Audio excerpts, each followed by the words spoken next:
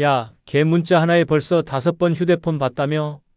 어제 화장하고 새벽 산책 나간 거 진짜 걔 때문이야? 친구들 모임 또 안 나왔대. 완전 사랑아리 중이라던데. 노년에 찾아온 이성적 감정, 달콤한 줄 알았는데 독처럼 퍼지고 있습니다. 설렘은 금세 집착이 되고 감정은 폭주하며 인생의 중심을 무너뜨립니다. 자존심은 바닥에 떨어지고 체면은 사라지고 친구는 하나둘 떠납니다. 사랑이 아니라 중독이 되어 모든 것을 삼켜버리는 무서운 덫이 되어버립니다. 이번 영상은 노년의 이성적 사랑에 집착하면 안 되는 5가지 이유에 대한 영상입니다. 구독, 좋아요 누르시면 시작하겠습니다. 노년의 이성적 사랑에 집착하면 안 되는 5가지 이유 중 첫 번째는 헛된 기대를 할 수 있기 때문입니다. 노년의 이성적 사랑에 집착하면 가장 먼저 찾아오는 감정은 헛된 기대입니다. 그 사람의 미소 하나, 따뜻한 말 한마디, 함께한 몇 번의 대화만으로 마음이 붉게 달아오르기 시작합니다. 그리고 어느 순간부터는 그 사람도 분명 같은 마음일 거라는 착각에 빠져듭니다. 혼자서 의미를 부여하고 혼자서 설레고 혼자서 상상의 나래를 펼치기 시작합니다. 문제는 그 상상이 너무도 달콤해서 빠져나오기가 힘들다는 점입니다. 오늘은 연락이 오겠지, 이번에는 먼저 다가오겠지, 생일에 무언가 준비했겠지. 그런 기대가 가슴속에 쌓이고 시간이 지나면서 점점 더 강해집니다. 그리고 그 기대는 현실과 맞지 않을수록 고통으로 변합니다. 상대는 평소와 다름없는데 마음속에서는 배신감이 치밀어 오릅니다. 이럴 거면 왜 그렇게 웃었을까? 왜 나에게 그런 말을 했을까? 라는 혼잣말이 쌓이면서 마음은 금세 뒤엉켜버립니다. 하지만 그 모든 감정은 시작부터 끝까지 혼자만의 기대일 뿐입니다. 헛된 기대는 관계를 파괴합니다. 상대는 아무 의도 없이 친절했을 뿐인데 기대를 품은 사람은 그걸 특별한 의미로 해석합니다. 그리고 그 해석이 어긋나는 순간 감정의 균형은 무너집니다. 실망이 분노로 바뀌고 애정이 미움으로 돌변합니다. 상대는 당황하고 거리를 두게 되며 결국 멀어질 수밖에 없습니다. 기대는 애초에 이루어질 수 없는 환상에 불과했는데 그걸 진짜라고 믿었던 사람이 상처를 가장 크게 받습니다. 더 무서운 건 이런 기대가 반복된다는 점입니다. 한번 상처받고도 다시 비슷한 상황이 생기면 또다시 기대합니다. 이번엔 다르겠지, 이번 사람은 진심일 거야 라는 생각이 어김없이 떠오릅니다. 그렇게 기대하고 또 무너지고 다시 기대하고 또 실망하면서 감정은 끝없이 소모됩니다. 결국 남는 건 텅 빈 마음과 자괴감뿐입니다. 노년의 감정은 젊을 때보다 훨씬 더 깊고 진지합니다. 한번 빠지면 더 깊게 빠지고 더 오래 아픕니다. 그래서 헛된 기대는 더 위험합니다. 젊을 땐 흘려보낼 수 있는 일도 노년에는 평생의 흉터가 됩니다. 누구에게도 말 못할 상처가 마음속 깊은 곳에 남아 삶의 질을 떨어뜨립니다. 사랑이라는 감정이 사람을 살게도 하지만 잘못된 사랑은 노년의 삶을 무너뜨릴 수 있습니다. 실제 사례로 서울에 사는 71세 유 여사는 지역 문화센터에서 알게 된 66세 남성과 친해졌습니다. 둘은 커피도 마시고 전시회도 함께 가고 같은 클래스를 들으며 웃는 일이 많았습니다. 유 여사는 이건 분명 연인 사이로 발전할 인연이라 믿었습니다. 어느 날 용기 내어 혹시 우리 관계를 조금 더 특별하게 생각해 볼 수 있을까요? 라고 조심스럽게 고백했습니다. 하지만 돌아온 대답은 전 그냥 친구로서 편했을 뿐이에요. 부담스럽습니다. 라는 냉정한 말 한마디였습니다. 그 순간 유 여사의 마음은 무너졌고 이후 문화센터에도 나가지 않았습니다. 몇 달 뒤 동네 사람들과의 수다 자리에서 유 여사는 내가 혼자 드라마 찍은 거지 뭐 다음엔 대본이라도 받아야겠어 라며 웃으며 말했지만 주변 사람들은 그 웃음 뒤에 감춰진 허탈함을 읽을 수 있었습니다. 헛된 기대는 웃음 뒤에 긴 한숨을 남깁니다. 노년의 이성적 사랑에 집착하면 안 되는 5가지 이유 중 2번째는 무의식적으로 무리하기 때문입니다. 노년의 이성적 사랑에 집착하면 무서운 일이 벌어집니다. 바로 자신도 모르게 무의식적으로 무리하게 된다는 점입니다. 그 사람의 관심을 얻기 위해, 눈에 들기 위해, 선택받기 위해 몸도 마음도 무리하게 움직입니다. 예전 같지 않은 체력인데도 새벽같이 나가 운동을 시작하고 다리가 후들거리는데도 젊은 사람처럼 걷고 무릎이 아픈 걸 알면서도 하이힐을 신습니다. 이유는 단 하나입니다. 예뻐 보이고 멋져 보이고 특별해 보이고 싶어서입니다. 이 무리는 조용히 그러나 치명적으로 몸을 망가뜨립니다. 관절에 무리가 오고 심장은 예전처럼 따라오지 못합니다. 그런데도 사랑이라는 감정에 취해 아픈 줄도 모릅니다. 무거운 가방을 들고 장을 봐가며 요리를 준비하고 피곤한 몸으로 꾸밈새를 유지하고 식욕이 없어도 억지로 식사하며 힘을 내는 척합니다.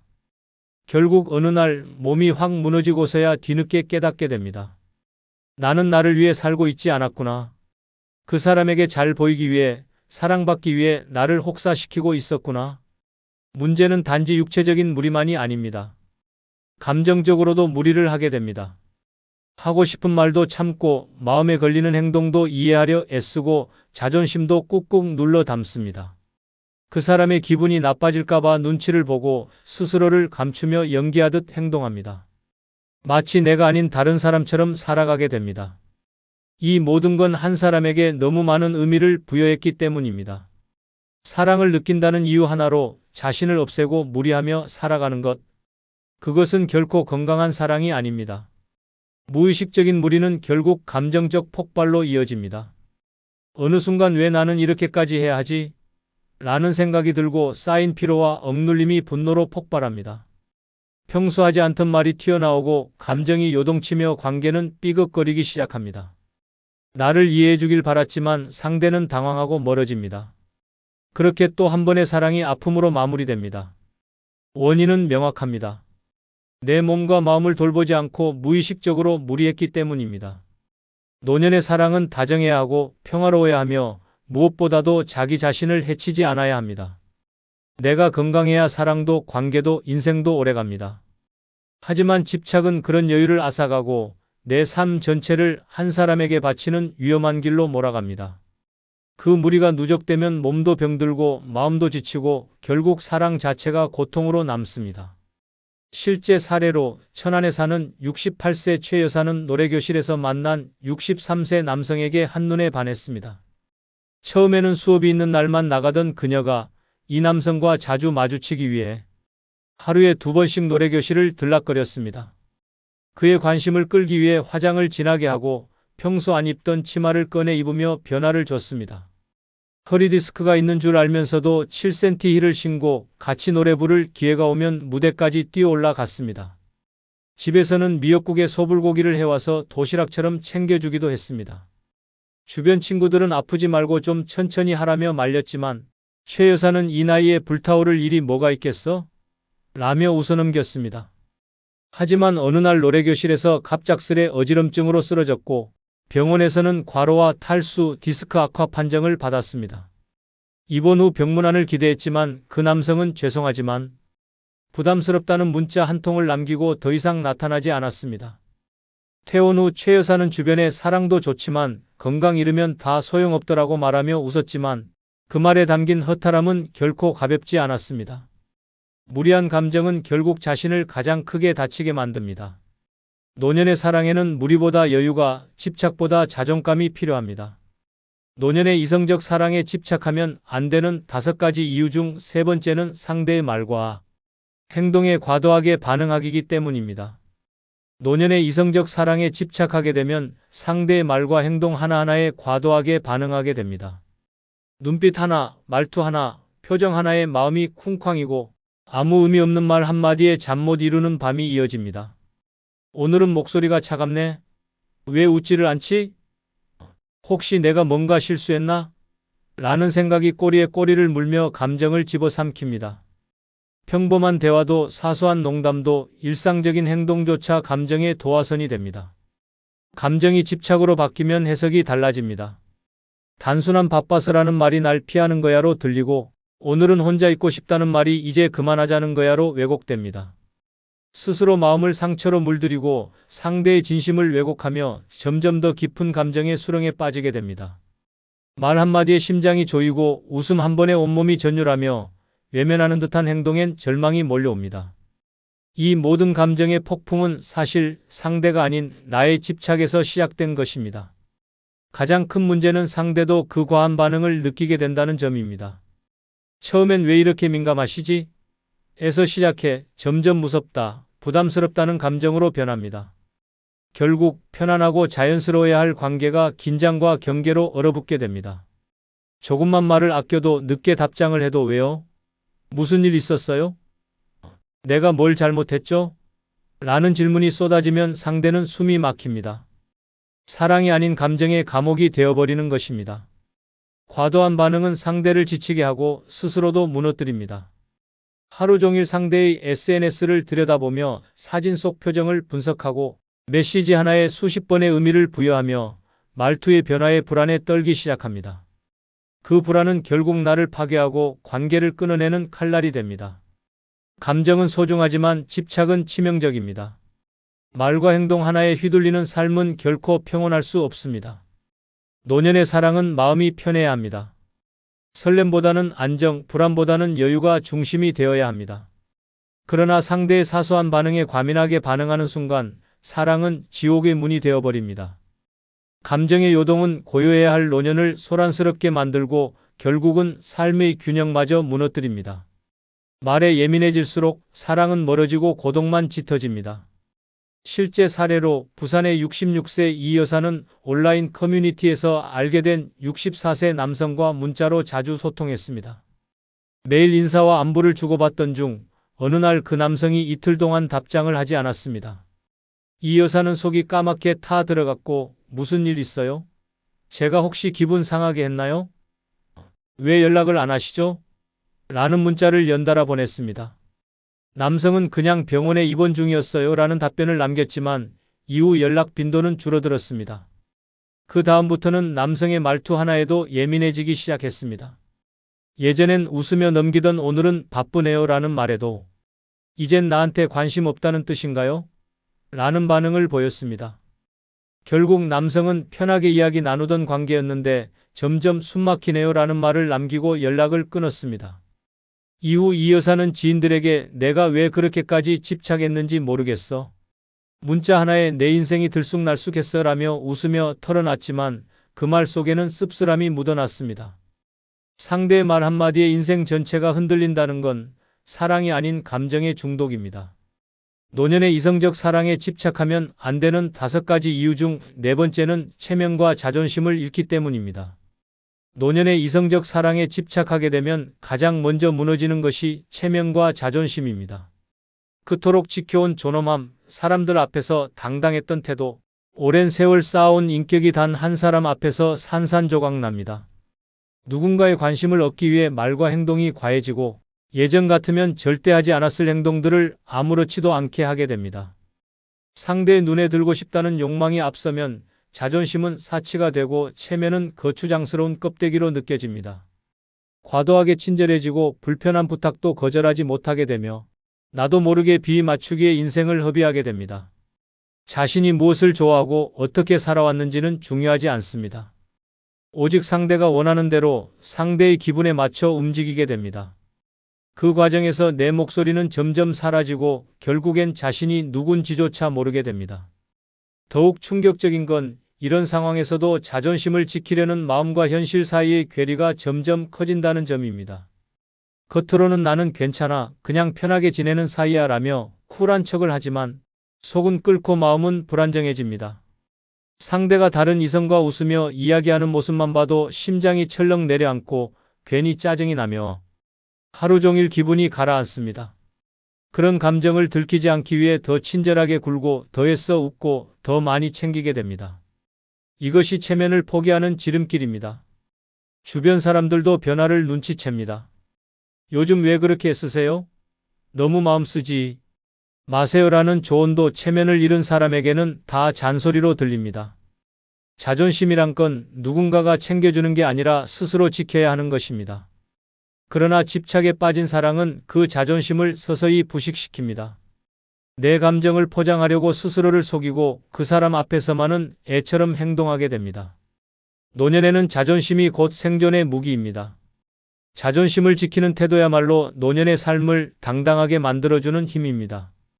그런데 그 한 사람을 향한 마음 때문에 그 모든 것을 내려놓게 되면 삶 전체의 균형이 무너집니다. 나를 존중하지 않으면 누구도 나를 존중해주지 않습니다. 체면을 버리고 감정에 휘둘리기 시작하면 그 사랑은 결국 무너질 수밖에 없습니다. 실제 사례로 경기도 광주에 사는 69세 박 할아버지는 동네 요가 교실에서 만난 62세 여성에게 푹 빠졌습니다. 운동복에 향수를 뿌리고 항상 수업 30분 전부터 자리를 잡았으며 그녀가 좋아하는 커피 브랜드를 외워 매번 챙겨갔습니다. 문제는 박 할아버지가 친구들 모임까지 빠지며 그녀 주변을 맴돌기 시작했다는 점입니다. 어느 날은 그녀가 수업에 지각하자 무슨 일 있냐고 문자, 전화, 심지어 꽃다발까지 보냈습니다. 그 여성은 결국 지나치게 집착하시는 것 같아요. 부담스럽습니다라는 메시지를 보냈고 박 할아버지는 수업을 그만두게 되었습니다. 그 후 동네 소문이 퍼졌고 친구들 사이에선 사랑병 걸린 박 선생이라며 웃음거리로 전락했습니다. 박 할아버지는 술자리에서 내가 그 나이에 무슨 정신이었는지 모르겠어. 젊은 애처럼 굴었지 뭐야 라며 자조 섞인 웃음을 지었지만 그 체면은 다시 회복되기 힘들었습니다. 사랑은 좋지만 자존심을 잃으면 모든 걸 잃는 결과를 낳습니다. 노년의 사랑은 가슴만 뛰어서는 안 됩니다. 품격과 체면 그리고 자존감 위에 서 있어야 진짜 아름다운 인연이 됩니다. 노년의 이성적 사랑에 집착하면 안 되는 5가지 이유 중 5번째는 진정한 친구를 잃기 때문입니다. 노년의 이성적 사랑에 집착하게 되면 가장 먼저 멀어지는 존재가 진정한 친구입니다. 함께 밥을 먹고 수다를 떨고 외롭지 않게 하루를 나누던 친구들이 점점 뒷전이 됩니다. 이유는 단순합니다. 그 사람 생각으로 머릿속이 가득 찼기 때문입니다. 친구들의 조언은 잔소리로 들리고 충고는 질투처럼 느껴지며 대화는 그 사람 이야기로만 가득 차게 됩니다. 결국 친구들은 지치고 하나둘 자리를 뜨게 됩니다. 이성적 감정에 푹 빠지게 되면 사람은 변합니다. 평소엔 침착하고 배려심 있던 사람도 감정에 휘둘리면 자기 중심적으로 변하게 됩니다. 그 사람이 기준이 되어 모든 판단과 행동이 결정되기 시작하고 친구들의 입장은 무시됩니다. 친구가 아파도 속상한 일이 있어도 그 사람과의 시간이 우선이 됩니다. 그렇게 진정한 친구들은 소외되고 오랜 관계는 서서히 금이 갑니다. 가장 안타까운 건 그 사랑이 끝났을 때 남는 게 아무것도 없다는 점입니다. 친구에게 털어놓고 싶어도 이미 멀어졌고 위로받고 싶어도 누구도 남아있지 않습니다. 외로운 감정에 매달려 사랑을 줬다가 진짜 소중한 관계는 놓쳐버린 것입니다. 이별의 아픔은 견딜 수 있어도 친구 없는 노년의 외로움은 지옥입니다. 그 고독은 가슴을 먹먹하게 하고 삶의 의미를 무너뜨립니다. 노년의 친구는 단순한 지인이 아닙니다. 병원에 함께 가줄 사람, 기력이 없을 때 손잡아줄 사람, 마음 터놓고 웃고 떠들 수 있는 사람이 바로 친구입니다. 그런데 그 소중한 사람들을 이성에 대한 감정 하나로 잃어버리면 노년의 삶은 위태로워집니다. 젊은 시절엔 다시 만들 수 있었던 우정도 나이가 들면 결코 쉽게 생기지 않습니다. 친구를 잃는 순간 인생의 버팀목 하나가 사라지는 것입니다. 이성적 감정에 빠졌을 때 친구들은 눈치를 줍니다. 조금 천천히 해. 그 사람 믿을 수 있겠어? 우리가 보기엔 좀 위험해라는 말들을 건넵니다. 하지만 그 순간엔 그 모든 말이 귀찮고 마음에 거슬리고 공격처럼 느껴집니다. 그러다 결국 넌 왜 내 행복을 질투해? 라는 말까지 나오게 됩니다. 그렇게 수십 년 쌓아온 우정은 한순간에 무너지고 남는 건 고립된 감정뿐입니다. 실제 사례로 울산에 사는 65세 양 여사는 평소 친구들과 김치 모임이라 불리는 요리 동호회를 매주 즐겼습니다. 10년 넘게 함께한 친구들과 음식도 나누고 건강 이야기부터 자식 자랑까지 끈끈한 관계를 이어오던 그녀는 어느 날 60대 후반의 남성과 요가 교실에서 만나 이성적 관심을 갖게 되었습니다. 그때부터 달라졌습니다. 김치 모임에 늦거나 빠지기 시작했고 참석해도 온통 그 남자 이야기뿐이었습니다. 친구들은 처음엔 웃으며 듣고 조심스럽게 충고도 했지만 양 여사는 내가 인생을 좀 즐긴다는데 왜 다들 말이 많아? 라며 핀잔을 줬습니다. 결국 친구들은 점점 연락을 끊기 시작했고 김치 모임에서도 자연스럽게 빠지게 되었습니다. 그런데 몇 달 후 그 남성이 다른 여성과 식사하는 장면을 직접 목격한 양 여사는 큰 충격에 빠졌고 그 길로 몸져 누웠습니다.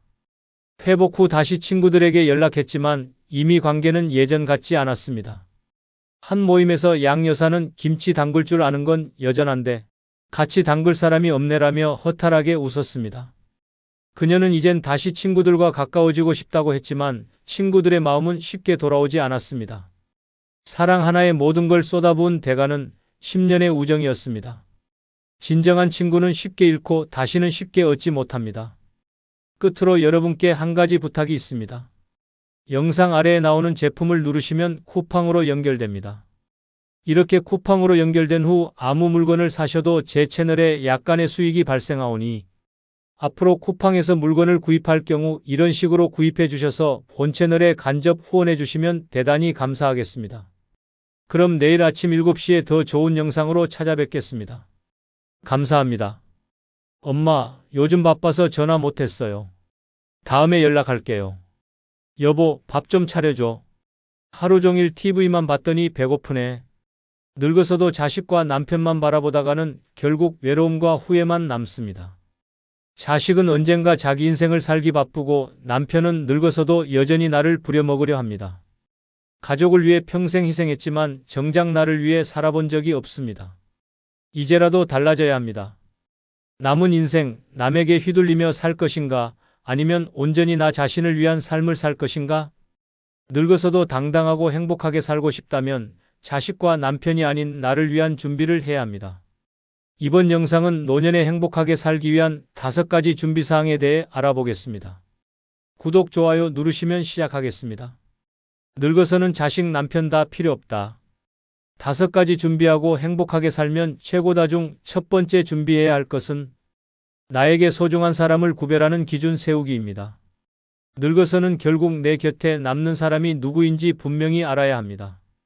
나를 힘들게 하고 내 삶을 갉아먹는 인간관계는 단호하게 정리해야 합니다. 누구에게나 잘 보이려 애쓰다가 정작 내 인생은 불행해질 뿐입니다. 노년에는 오히려 불필요한 인간관계가 건강과 행복을 해치는 독이 될 수 있습니다. 자식이라고 해서 무조건 소중한 존재가 아닙니다. 평생 키운 자식이 부모를 가볍게 여기고 필요할 때만 연락하는 존재라면 그건 혈육이 아니라 하나의 인연일 뿐입니다. 부모가 늙었다고 무시하고 돈 필요할 때만 찾는 자식이라면 미련을 버려야 합니다. 자식에게 기대면서 외로움을 채우려 하면 결국 실망만 남습니다. 자식은 독립된 인격체이고 결국 자기 인생을 살아갑니다. 부모를 돌보지 않는다고 원망할 시간에 스스로를 돌볼 방법을 찾는 것이 훨씬 현명합니다. 남편도 마찬가지입니다. 평생 같이 산다고 해서 무조건 내 편이 아닙니다. 오히려 늙어서 더 큰 짐이 될 수도 있습니다. 젊을 때는 가정을 위해 참아왔어도 이제는 눈치 보며 살 필요 없습니다. 서로 의지하며 살 수 있는 관계라면 좋지만 평생 무심하고 무책임했던 남편이라면 늙어서도 달라질 게 없습니다.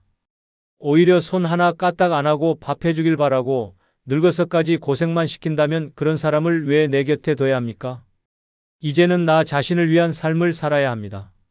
친구도 무조건 소중한 게 아닙니다. 친구라는 이름으로 에너지만 빼앗는 사람이 많습니다. 항상 부정적인 이야기만 하거나 내 이야기는 듣지도 않고 자기 말만 늘어놓는 사람은 이제 멀리해야 합니다. 힘들 때는 찾지도 않다가 자기 고민 들어줄 사람 필요할 때만 연락하는 사람도 필요 없습니다. 오래된 친구라고 무조건 끌어안고 갈 필요 없습니다. 나이 들수록 관계는 가벼울수록 좋습니다. 마음이 편안해지는 사람, 부담 없이 연락할 수 있는 사람, 함께할 때 기분이 좋아지는 사람만 남기면 됩니다. 결국 노년에 진짜 소중한 사람은 나를 존중해주고 내 행복을 기원해주는 사람입니다. 나를 이용하거나 감정적으로 지치게 만드는 사람은 과감히 정리해야 합니다. 혼자 있는 게 외로워 보일 수 있지만 불필요한 인간관계로 스트레스 받는 것보다 훨씬 낫습니다. 불필요한 관계에 신경 쓰느라 정작 내 삶을 제대로 즐기지 못하는 것이야말로 가장 큰 손해입니다. 이제는 나 자신을 가장 소중한 사람으로 여기고 나를 위해 살아야 합니다. 70대 김 씨는 평생을 가족을 위해 희생하며 살았습니다. 남편은 무뚝뚝하고 가부장적인 사람이었고 자식들은 바쁘다는 핑계로 연락 한 통 없었습니다. 그래도 가족이니까 참고 살았지만 남편은 늙어서도 변하지 않았습니다. 하루 종일 TV만 보고 밥 차려주길 당연하게 여겼습니다. 자식들은 필요할 때만 연락했습니다. 돈이 필요하거나 손주 봐줄 사람이 필요할 때만 찾아왔습니다. 김 씨가 아프다고 해도 바쁘다는 말만 반복했습니다. 결국 김 씨는 결단을 내렸습니다. 남편과 자식들에게 더 이상 나에게 헌신을 요구하지 말라고 말했습니다. 물론 연락 오면 반갑게 받았지만 먼저 매달리지 않았습니다. 대신 오래된 친구들과 여행을 다니고 취미를 즐겼습니다. 불필요한 인간관계를 끊어내자 오히려 마음이 편안해졌습니다. 남편과 자식이 있어도 외로웠던 시간보다 혼자 지내는 지금이 훨씬 행복했습니다. 두 번째 준비해야 할 것은 내 몸을 건강하게 유지하는 습관입니다. 늙어서는 결국 내 몸 하나 제대로 못 움직이면 끝입니다. 아무리 돈이 많아도 자식이 곁에 있어도 내 몸이 병들어 누워 있으면 다 소용없습니다. 병원 침대에 누워서 남의 손에 의존하며 사는 삶은 비참할 뿐입니다. 늙어서 남들에게 짐이 되지 않으려면 무엇보다 건강을 지켜야 합니다. 건강을 잃으면 모든 것이 무너집니다. 거동이 불편해지면 자유롭게 움직일 수도 없고 남의 손에 기대야 하는 순간 자존심은 무너집니다. 자식들이 처음에는 챙겨주는 척하다가도 시간이 지나면 귀찮아집니다. 하루 이틀 돌보는 것은 가능해도 몇 년씩 병수발을 들게 되면 결국 짜증이 납니다. 엄마, 이번엔 요양원 알아보는 게 어때? 이 한마디가 떨어지는 순간 가족이라는 것도 부질없다는 걸 깨닫게 됩니다. 몸을 건강하게 유지하는 것은 선택이 아니라 필수입니다. 운동은 하루라도 쉬면 안 됩니다. 늙었다고 가만히 있으면 근육이 급격히 사라집니다. 근력이 없으면 작은 계단에서도 넘어지고 골절이라도 되면 침대에 갇히는 인생이 시작됩니다. 하루 30분씩이라도 걷고 가벼운 근력 운동을 해야 합니다. 음식도 아무거나 먹으면 안 됩니다. 기름진 음식, 짠 음식, 단 음식은 노화를 촉진시키는 독입니다. 무조건 건강한 식단을 유지해야 합니다. 건강검진도 소홀히 하면 안 됩니다. 아무 증상 없다고 방심하다가 큰 병을 키우는 경우가 많습니다. 조기에 발견하면 간단히 치료할 수 있는 것도 늦어지면 목숨을 위협하는 병으로 변합니다. 치아 관리도 필수입니다. 이가 망가지면 씹지도 못하고 결국 영양 섭취가 어려워져 건강이 급격히 나빠집니다. 치과 가는 게 귀찮다고 미루다가 나중에 틀니 신세지는 순간 후회해도 소용없습니다. 결국 내 몸은 내가 지켜야 합니다. 건강한 몸이 있어야 혼자서도 자유롭게 살 수 있습니다. 늙어서도 병원 신세지지 않고 누구의 도움도 받지 않으며 내 힘으로 살아가는 것이 진짜 행복입니다. 남편도 자식도 끝까지 내 건강을 책임져 주지 않습니다. 내 몸을 건강하게 유지하는 습관을 들이지 않으면 결국 누군가에게 버려지거나 요양원에서 외롭게 늙어가게 됩니다. 남에게 기대지 않고 당당한 노년을 살고 싶다면 지금 당장 건강부터 챙겨야 합니다. 72세 이 씨는 젊을 때 건강을 대수롭지 않게 여겼습니다. 운동은 귀찮아서 미뤘고 먹고 싶은 대로 먹으며 살았습니다. 병원은 아플 때만 가면 된다고 생각했습니다. 그러다 60대 후반부터 몸이 급격히 망가졌습니다. 무릎이 아파 걷는 게 힘들어졌고 혈압과 당뇨가 생겨 약을 달고 살았습니다. 자식들은 처음에는 걱정하는 척했지만 시간이 지나자 연락이 뜸해졌습니다. 병원에 데려다 줄 사람도 없고 아픈 몸으로 혼자 병원을 오가며 서러움만 커졌습니다. 한번 크게 넘어지고 나서는 더 이상 혼자 생활이 불가능해졌습니다. 결국 자식들은 요양원을 알아보자고 했습니다. 평생 가족을 위해 살아왔지만 늙고 병든 순간 불편한 짐이 되어버렸습니다. 반면 친구 김 씨는 철저하게 자기 몸을 관리했습니다. 60대부터 매일 운동하고 식단을 조절했습니다. 건강검진도 꼼꼼히 받았습니다. 70이 넘은 지금도 혼자 자유롭게 여행을 다니고 하고 싶은 일을 하며 살아갑니다. 늙어서 삶의 질을 결정하는 건 결국 건강입니다. 건강을 잃으면 아무리 가족이 있어도 외롭고 비참해질 뿐입니다. 세 번째 준비해야 할 것은 나만의 힐링 공간 만들기입니다. 늙어서는 결국 혼자 있는 시간이 많아집니다. 자식들은 바쁘고 남편과도 대화가 줄어듭니다. 나를 위해 주는 사람은커녕 오히려 신경 써야 할 대상만 늘어납니다. 이런 상황에서 마음 편히 쉴 곳조차 없다면 노년의 삶은 지옥이 됩니다. 그래서 반드시 나만을 위한 힐링 공간을 만들어야 합니다. 내 마음이 안정되고 누구에게도 방해받지 않는 곳이 있어야 합니다. 집안에서도 내 공간이 없으면 끊임없이 스트레스를 받습니다. 남편은 TV만 보고 자식들은 가끔 와서 어지럽히고 갈 뿐입니다.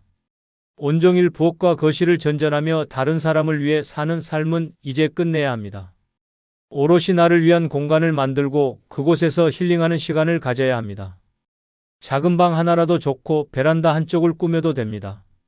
내 취향대로 가구를 배치하고 좋아하는 물건들로 채워야 합니다.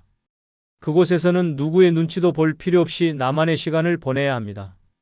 힐링 공간이 없으면 사소한 일에도 예민해지고 쌓인 스트레스가 결국 건강을 망가뜨립니다.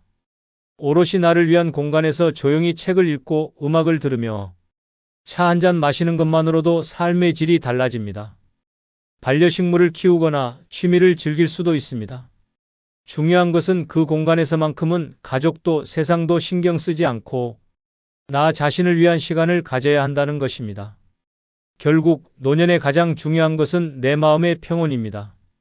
아무리 가족이 있어도 결국 혼자 있는 시간이 많아질 수밖에 없습니다. 그 시간을 외로움과 답답함 속에서 보낼 것인지 아니면 나만의 힐링 공간에서 행복하게 보낼 것인지 선택해야 합니다. 남편과 자식이 있어도 온전히 나를 위하는 사람은 없습니다. 결국 나를 지켜줄 사람은 나뿐입니다. 내 삶을 내 방식대로 살아가기 위해서라도 나만의 힐링 공간을 반드시 만들어야 합니다. 68세 정 씨는 평생 가족을 위해 살았습니다. 남편 밥 차려주고 자식들 뒷바라지하며 자기만의 공간 한 번 가져본 적이 없었습니다. 늙으면 여유로울 줄 알았지만 현실은 정반대였습니다. 남편은 여전히 무뚝뚝하고 자식들은 찾아오지도 않았습니다. 집에 있어도 쉬는 게 아니라 남편 뒷정리하고 TV 소음에 시달리는 일상이 반복되었습니다. 마음 편히 쉴 곳 하나 없는 게 서러웠습니다. 결국 정 씨는 작은 방 하나를 자신의 공간으로 만들었습니다. 예전 같으면 남편이 뭐라 할까 걱정했겠지만 이제는 신경 쓰지 않았습니다.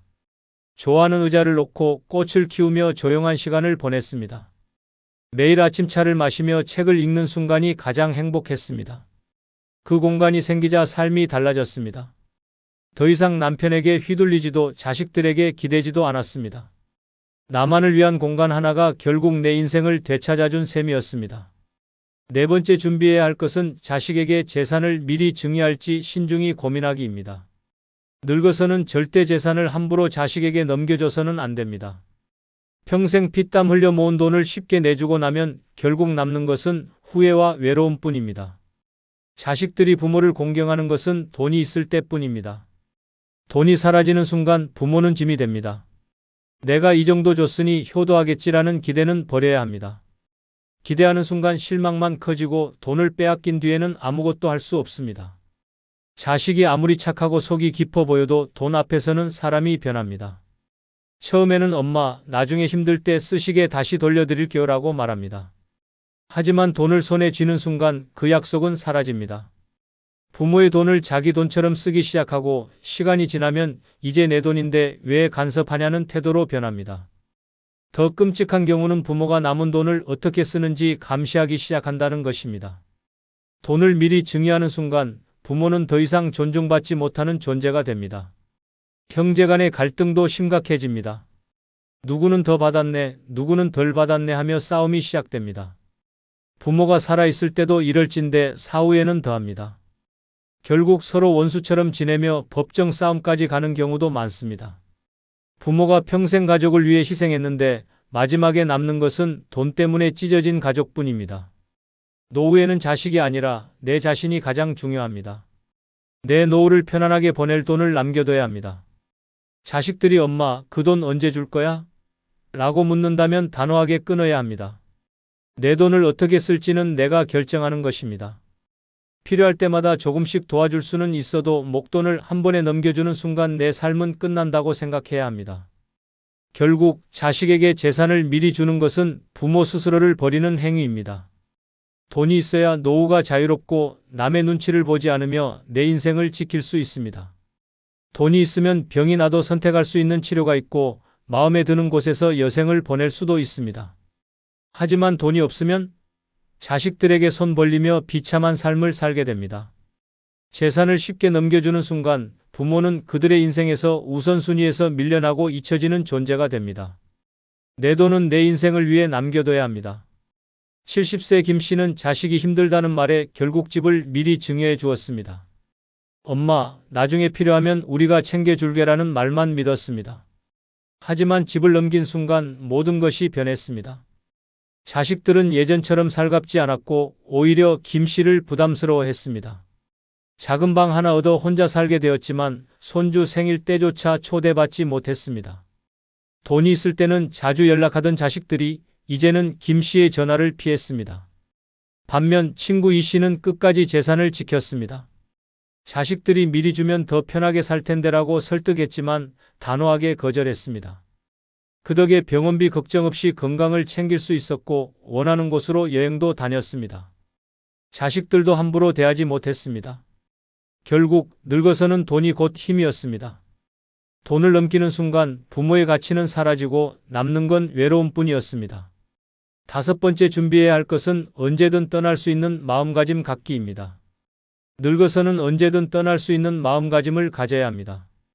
집착하는 순간 외로움과 후회만 남습니다. 자식에게 집착하면 엄마, 나중에 봐요라는 말만 듣게 되고 남편에게 집착하면 무시당하거나 짐이 될 뿐입니다. 돈, 사람, 물건 어느 것에도 미련을 두지 않는 것이 진짜 자유입니다. 죽음도 마찬가지입니다. 언젠가는 떠나야 하는데 두려워하면 남은 삶이 초조해질 뿐입니다. 늙어서 병원 침대에 누워 생명 연장 치료를 받으며 고통스럽게 사느니 마지막까지 품위 있게 떠날 준비를 하는 것이 낫습니다. 재산을 정리하고 유언을 남기고 내 방식대로 인생을 마무리할 계획을 세워야 합니다. 그래야 남에게 휘둘리지 않고 끝까지 내 인생을 지킬 수 있습니다. 집착을 버리면 후회가 없습니다. 사람들은 언젠가 변하고 떠납니다. 기대할수록 상처받고 바라면 실망하게 됩니다. 자식이든 친구든 남편이든 인연이 닿으면 조용히 떠나보내야 합니다. 억지로 붙잡아봐야 내 마음만 힘들어질 뿐입니다. 떠날 준비가 되어 있으면 두려울 것이 없습니다. 건강이 나빠져도 관계가 변해도 재산이 줄어들어도 담담할 수 있습니다. 집착하는 순간 모든 것이 힘들어지고 자유를 잃습니다. 늙어서는 언제든 훌훌 털어버릴 수 있는 마음가짐이 가장 중요합니다. 그래야 마지막까지 당당하게 후회 없이 살아갈 수 있습니다. 72세 이 씨는 평생 자식과 가족을 위해 헌신하며 살았습니다. 하지만 늙으니 자식들은 점점 멀어졌습니다. 전화 한 통조차 귀찮아하고 명절에도 얼굴 보기 어려웠습니다. 서운한 마음에 서글펐지만 언젠가부터 모든 걸 내려놓기로 했습니다. 자식들에게 기대는 걸 멈추고 집착을 버리자 마음이 편해졌습니다. 이 씨는 집을 정리하고 작은 원룸으로 이사했습니다. 필요 없는 물건도 싹 버렸습니다. 오로지 자신을 위한 삶을 살기 시작하니 자유가 찾아왔습니다. 자식들이 가끔 연락하면 반갑게 받지만 오지 않아도 신경 쓰지 않았습니다. 언젠가 세상을 떠날 날이 와도 미련 없이 가겠다는 다짐을 했습니다. 죽음을 두려워하지 않고 인생을 담담하게 받아들이니 하루하루가 더 소중해졌습니다. 결국 언제든 떠날 준비가 되어 있는 사람이 가장 자유롭고 행복한 삶을 삽니다. 결국 노년의 행복은 자식도 남편도 아닌 내 손에 달려 있습니다. 불필요한 인간관계를 정리하고 경제적, 정신적 독립을 이루며 스스로 행복을 찾는 것이 가장 중요합니다. 기대할수록 실망만 커지고 의지할수록 나를 소외시키는 것이 가족입니다. 이제는 오직 나를 위해 살아야 합니다. 내 몸과 마음을 돌보고 언제든 떠날 준비를 하며 마지막까지 존엄성을 지켜야 합니다. 남에게 휘둘리지 않고 눈치 보지 않고 나답게 살아가는 것이 진짜 행복입니다. 늙어서도 당당하게 자유롭게 그리고 후회 없이 살아가야 합니다. 마지막으로 구독, 좋아요 부탁드립니다. 감사합니다.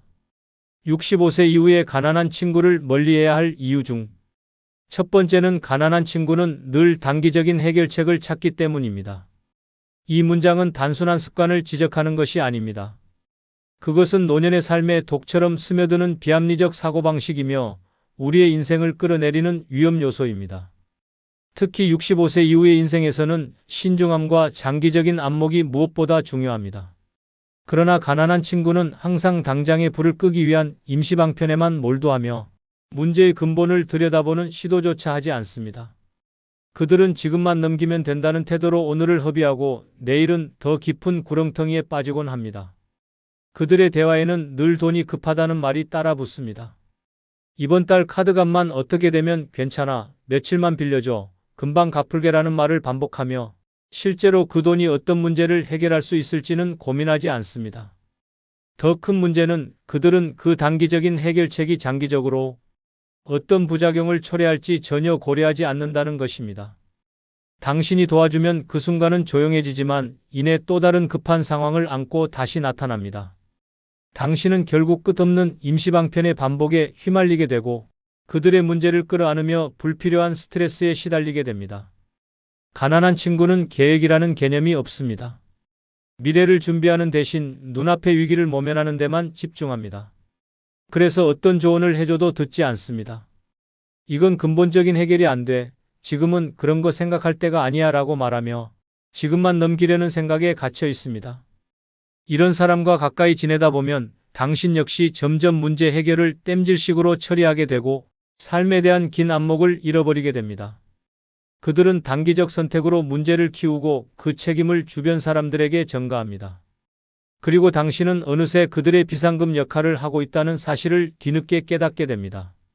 심각한 것은 그들이 단기적인 해결책을 찾는 과정에서 거짓말을 할 수도 있다는 점입니다. 이번만 도와줘, 정말 마지막이야 라는 말을 너무도 진지하게 하며 감정적으로 호소하지만 그 말은 이미 여러 번 들었던 레퍼토리일 가능성이 큽니다. 당신은 정이 있어 도와주고 미안함에 또 도와주지만 결과적으로 당신만 손해를 보고 관계는 피로해집니다. 이런 사람에게 인생의 귀중한 시간과 마음을 쏟아붓는 것은 모래 위에 집을 짓는 것과 같습니다. 실제 사례를 보겠습니다. 69세의 배 씨는 친구 송 씨와 30년 지기였습니다. 송 씨는 늘 돈에 쪼들리는 사람이었지만 배 씨는 그가 한때 잘 나갔던 시절을 기억하며 계속해서 도움을 주었습니다. 어느 날 송 씨는 배 씨에게 급하게 돈을 빌려달라며 부탁했습니다. 이번 달 집세만 내면 괜찮아. 바로 갚을게. 배 씨는 의심 없이 도와줬습니다. 하지만 다음 달이 되자 또 연락이 왔습니다. 이번에는 통신비가 밀렸어. 이번만 좀 더 도와줘. 그렇게 몇 번이 반복되자 배 씨도 점점 의심이 들기 시작했습니다. 결정적인 순간은 배 씨가 송 씨의 집에 우연히 들렀을 때였습니다. 송 씨는 자신이 돈이 없어 힘들다고 하면서도 새로 산 TV와 안마의자를 자랑스럽게 보여주었습니다. 배 씨는 그제야 그가 단기적인 위기만 넘기려 했고 생활 습관을 바꿀 생각이 전혀 없다는 걸 깨달았습니다. 그는 송 씨와의 관계에서 큰 배신감을 느꼈고 이후 더 이상 금전적 도움은 주지 않겠다고 결심했습니다. 그리고 자신이 몇 년간 단기적 요청에 끌려다닌 사실에 화가 나며 사람을 다시 보는 눈을 갖게 되었다고 말했습니다. 이처럼 단기적인 해결책만 찾는 친구는 결국 당신을 피로하게 만들고 경제적이든 정신적이든 무거운 짐을 지게 만듭니다. 그들은 자신의 무계획을 당신의 책임으로 떠넘기며 당신의 인생마저 가볍게 여기게 합니다. 65세 이후 우리는 더 이상 남의 급한 불을 끄느라 자신의 시간을 불태워서는 안 됩니다. 당신의 노후는 충분히 존중받아야 하며 그런 가치를 깎아내리는 사람과의 관계는 과감히 정리하는 것이 필요합니다. 이제는 더 이상 그들의 응급처치 인생에 휘말리지 말고 당신만의 평온하고 건강한 삶을 지켜야 할 때입니다. 두 번째는 가난한 친구는 대체적으로 게을러서 같이 어울리면 스트레스가 생기기 때문입니다. 가난한 친구는 대체적으로 게을러서 같이 어울리면 스트레스가 생긴다. 이 말이 불편하게 들릴 수 있지만 노년의 삶을 평온하게 지키기 위해 반드시 직면해야 할 현실입니다. 게으름은 단순한 성향이 아니라 타인의 시간과 에너지를 갉아먹는 독소와도 같습니다. 가난한 친구 중 상당수는 생활의 어려움을 운명 탓으로 돌리며 자신은 아무런 노력도 하지 않으려 합니다. 이들은 새벽부터 텃밭에 나가 흙을 고르고 땀 흘리는 친구를 보고도 그 나이에 뭘 그렇게 바쁘게 사냐며 비아냥거립니다. 노력 없이 얻어지는 삶을 꿈꾸며 부지런한 사람들의 의지를 꺾으려 합니다. 게으른 친구와 함께 있으면 하루가 순식간에 무의미해집니다.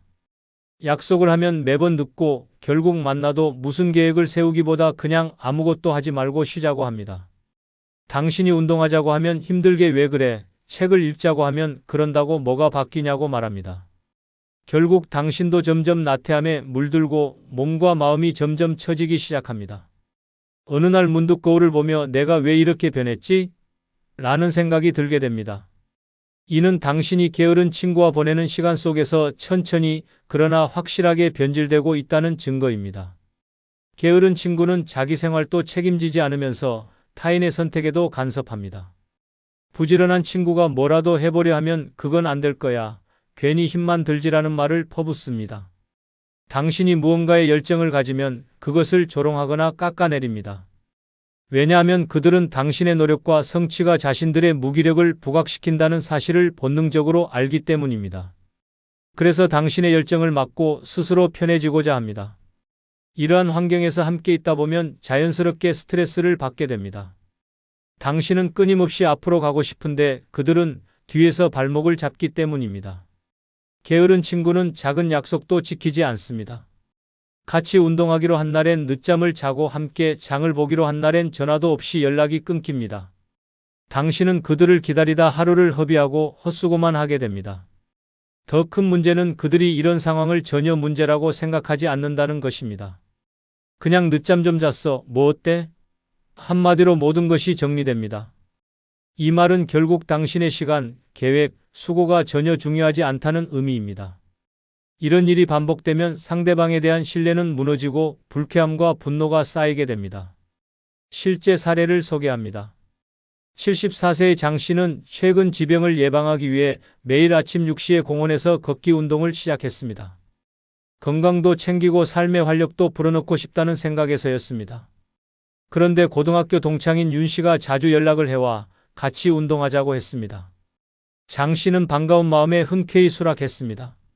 첫날 윤 씨는 30분 늦게 나타났고 다음 날은 아예 오지 않았습니다. 전화를 걸자 오늘은 그냥 누워있고 싶더라며 웃으며 말했습니다. 장 씨는 처음엔 이해하려 했습니다. 하지만 윤 씨는 이후에도 운동 약속을 계속 어겼고 장 씨가 무언가를 하자고 제안하면 항상 귀찮다, 힘들다, 그게 뭐 그렇게 중요하냐며 반응했습니다. 심지어 장 씨가 아끼는 취미인 수채화 동호회에 같이 가자고 하자 윤 씨는 그 나이에 그림이 무슨 소용이냐, 돈도 안 되는 걸 뭐하러 해라며 비웃었습니다. 장 씨는 마음의 상처를 받았고 그날 이후 그림 도구를 손에서 놓고 며칠을 방 안에서 멍하니 앉아 있었습니다. 시간이 지나고 장 씨는 윤 씨와의 만남이 오히려 자신의 삶을 피폐하게 만들고 있다는 것을 깨달았습니다. 그는 윤 씨와의 연락을 줄이고 자신만의 생활을 다시 복원하기로 마음먹었습니다. 그 후 장 씨는 다시 동호회에 나가기 시작했고 공원 걷기도 혼자 꾸준히 하며 몸과 마음을 회복했습니다. 그는 말합니다. 게으른 친구와 어울리면 어느새 내 생활도 무너진다. 그들은 나를 끌어올리는 사람이 아니라 끌어내리는 사람이다. 장 씨는 이제 주변 사람들과의 관계에서 에너지가 있는지를 가장 중요하게 생각하게 되었다고 합니다. 이처럼 게으른 친구는 단순히 행동이 느린 사람이 아닙니다. 그들은 당신의 에너지와 시간을 앗아가는 존재입니다. 그들과 어울리는 시간은 곧 당신의 삶을 깎아내리는 시간입니다. 노년의 삶은 점점 줄어드는 시계 속에서 진정으로 의미 있는 사람들과만 함께 해야 합니다. 게으름은 전염됩니다. 그들의 무기력이 당신의 삶을 병들게 하기 전에 과감히 거리를 두는 결단이 필요합니다. 그것이 당신의 노후를 지키는 가장 확실한 방법입니다. 세 번째는 가난한 친구는 부정적인 에너지를 불러일으키기 때문입니다. 가난한 친구는 언제나 불만을 토로하고 세상과 자신에게 불평하며 그런 부정적인 감정은 주변 사람들에게도 전염됩니다. 이로 인해 우리는 의도하지 않게 부정적인 감정에 휘말리게 되고 결국 인생의 긍정적인 면을 놓치게 됩니다. 가난한 친구는 자신의 상황에 대해 불평할 뿐만 아니라 그 불만을 다른 사람들에게도 퍼뜨리기 시작합니다. 나만 이렇게 힘들어? 세상은 나를 버린 거야 라고 끊임없이 말하며 그들의 불행을 자신도 모르게 다른 사람들에게 강요합니다. 이렇게 부정적인 이야기를 계속 듣다 보면 어느 순간 자신도 모르게 그들의 생각에 영향을 받게 됩니다. 예를 들어 삶에 대한 불신이 커지고 자신이 원하는 목표를 향해 나아가는 대신 어차피 나는 안 될 거야 라는 생각에 빠지게 될 수 있습니다. 그들의 부정적인 에너지는 우리의 정신을 갉아먹고 삶에 대한 희망을 점점 희미하게 만듭니다. 가난한 친구와 계속해서 관계를 유지하는 것은 마치 자신을 계속해서 물에 빠지게 하는 것과 같습니다. 그들은 자신이 처한 경제적인 어려움 때문에 자주 돈에 대해 불평하고 자신의 불행을 다른 사람에게 전이시키기 위해 끊임없이 말합니다. 이런 상황에서 우리는 그들의 문제를 해결하려 노력하기 시작하지만 그들이 진정으로 해결하려는 의지가 없다는 사실을 알게 될 때 큰 실망감을 느낍니다. 그들은 도움을 요청하지만 그 도움을 받아도 아무 변화가 일어나지 않기 때문에 결국 우리만 에너지를 소모하게 됩니다. 또한 그들이 계속해서 부정적인 태도를 보일 때 우리는 점점 더 피곤해지고 점차적으로 그들로부터 멀어지게 됩니다. 실제 사례를 통해 이 문제를 살펴보겠습니다. 한 70대 초반의 김 씨는 오래된 친구인 박 씨와 오랜 시간 동안 가까운 관계를 유지해 왔습니다. 하지만 김 씨는 박 씨가 점점 더 부정적이고 불평이 많아지는 것을 느꼈습니다. 박 씨는 끊임없이 자신이 힘든 처지에 있다고 말하고 나는 나이가 들어서 이제 아무것도 할 수 없다며 자주 우울해했으며 왜 이렇게 힘든지 모르겠다며 매일같이 불평을 쏟아냈습니다. 김 씨는 처음에는 그를 위로하고 넌 여전히 할 수 있어라고 말하며 그를 도우려 했습니다. 그러나 시간이 지나면서 박 씨의 불평은 점점 더 심해졌고 김 씨는 점차 그의 말에 영향을 받게 되었습니다. 이제 김 씨는 박 씨와 만나면 항상 우울하고 피곤한 기분이 들었고 더 이상 박 씨와의 대화를 즐기지 못하게 되었습니다. 박 씨의 부정적인 에너지가 김 씨의 마음까지 잠식해 들어갔기 때문입니다. 결국 김 씨는 박 씨와의 관계에서 벗어나기로 결심했습니다. 그가 박 씨와 거리를 두고 나서 그의 삶은 전혀 달라졌습니다. 김 씨는 다시 긍정적인 생각을 가지게 되었고 새로운 사람들과의 만남을 통해 더욱 활기찬 생활을 시작했습니다. 그는 박 씨와의 관계에서 벗어난 덕분에 새로운 가능성을 발견할 수 있었고 더 이상 불필요한 부정적인 에너지에 영향을 받지 않게 되었습니다. 가난한 친구가 부정적인 에너지를 불러일으킨다는 것은 단순히 기분을 나쁘게 만드는 정도가 아닙니다. 그들의 부정적인 생각은 우리의 마음을 괴롭히고 결국 우리가 원하는 방향으로 나아가는 것을 방해합니다. 삶에 대한 부정적인 태도는 결국 우리의 미래까지도 어둡게 만들 수 있기 때문에 65세 이후에는 그러한 친구들과의 관계를 다시 한번 고민해 볼 필요가 있습니다. 네 번째는 가난한 친구는 항상 돈에 대해 걱정하기 때문입니다. 그들의 걱정은 단순히 금전적인 문제를 넘어서 우리의 삶에 깊은 영향을 미칠 수 있습니다. 돈에 대한 걱정은 끊임없이 그들의 대화에 등장하고 심지어 우리의 생각마저 물들입니다. 이로 인해 점점 더 재정적인 스트레스에 시달리게 되며 돈에 대한 불안감이 지속적으로 우리를 압박합니다. 가난한 친구는 돈에 대해 이야기할 때마다 자신의 처지를 강조하며 나 같은 사람은 어떻게 살아야 할까? 돈이 없으면 아무것도 할 수 없다라는 말을 자주 합니다. 그들은 항상 돈이 부족하다고 느끼고 이를 해결하려는 방법이 아니라 그저 불평만 합니다. 그들의 대화는 항상 돈에 관한 이야기로 가득 차 있습니다. 우리는 그들과 함께 있을 때마다 무의식적으로 그들의 걱정에 휘말리게 되며 돈이 없으면 살아갈 수 없다는 생각에 갇히게 됩니다. 이러한 마인드는 결국 우리의 인생에까지 영향을 미칩니다. 가난한 친구와 계속 가까운 관계를 유지한다면 우리는 그들의 경제적인 불안정을 공유하게 되고 그로 인해 우리의 삶도 점차 불안정해지기 시작합니다. 그들은 돈 없으면 모든 게 무너진다며 돈이 문제의 핵심인 것처럼 계속해서 말합니다. 그들의 이야기는 점점 더 무겁고 반복적으로 돈에 관한 불안감을 전파합니다. 이로 인해 우리는 돈이 없으면 행복할 수 없다는 생각에 점점 더 강하게 사로잡히게 되며 심지어 물질적인 풍요가 인생의 중요한 목표처럼 느껴지기 시작합니다. 그들의 부정적인 사고방식에 영향을 받아 우리는 점차 자아를 잃고 물질적인 것에 지나치게 집착하게 됩니다. 이러한 상황에서 점점 더 소비적이고 무책임한 삶을 살아가게 될 위험이 있습니다. 실제 사례를 통해 이 문제를 더 잘 이해할 수 있습니다. 75세의 박 씨는 예전부터 가까운 친구인 김 씨와 자주 만나며 많은 시간을 함께 보냈습니다. 하지만 최근 들어 박 씨는 김 씨와의 만남이 점점 불편해지고 있다는 것을 느꼈습니다. 그 이유는 김 씨가 늘 돈에 대해 이야기하며 요즘 물가가 너무 비싸다, 이젠 돈을 벌 수 있는 방법이 없다며 계속해서 불안감을 표현했기 때문입니다. 김 씨는 종종 자신이 경제적으로 어려운 상황에 처해 있다고 말하며 어떻게 살아야 할지 모르겠다는 이야기를 반복했습니다. 이러한 이야기는 박 씨에게도 큰 영향을 미쳤습니다. 처음에는 그저 위로를 하던 박 씨는 점차 자신도 경제적인 불안감을 느끼기 시작했습니다. 매일같이 김 씨와의 대화가 끝난 후 그는 정말 돈이 없으면 아무것도 할 수 없을까? 라는 생각에 사로잡히게 되었습니다. 박 씨는 어느 날 김 씨와의 대화가 끝난 후 심각하게 고민하게 되었습니다. 내가 이제까지 어떻게 살아왔지? 정말 돈이 없으면 행복할 수 없는 걸까? 라는 의문이 들었습니다.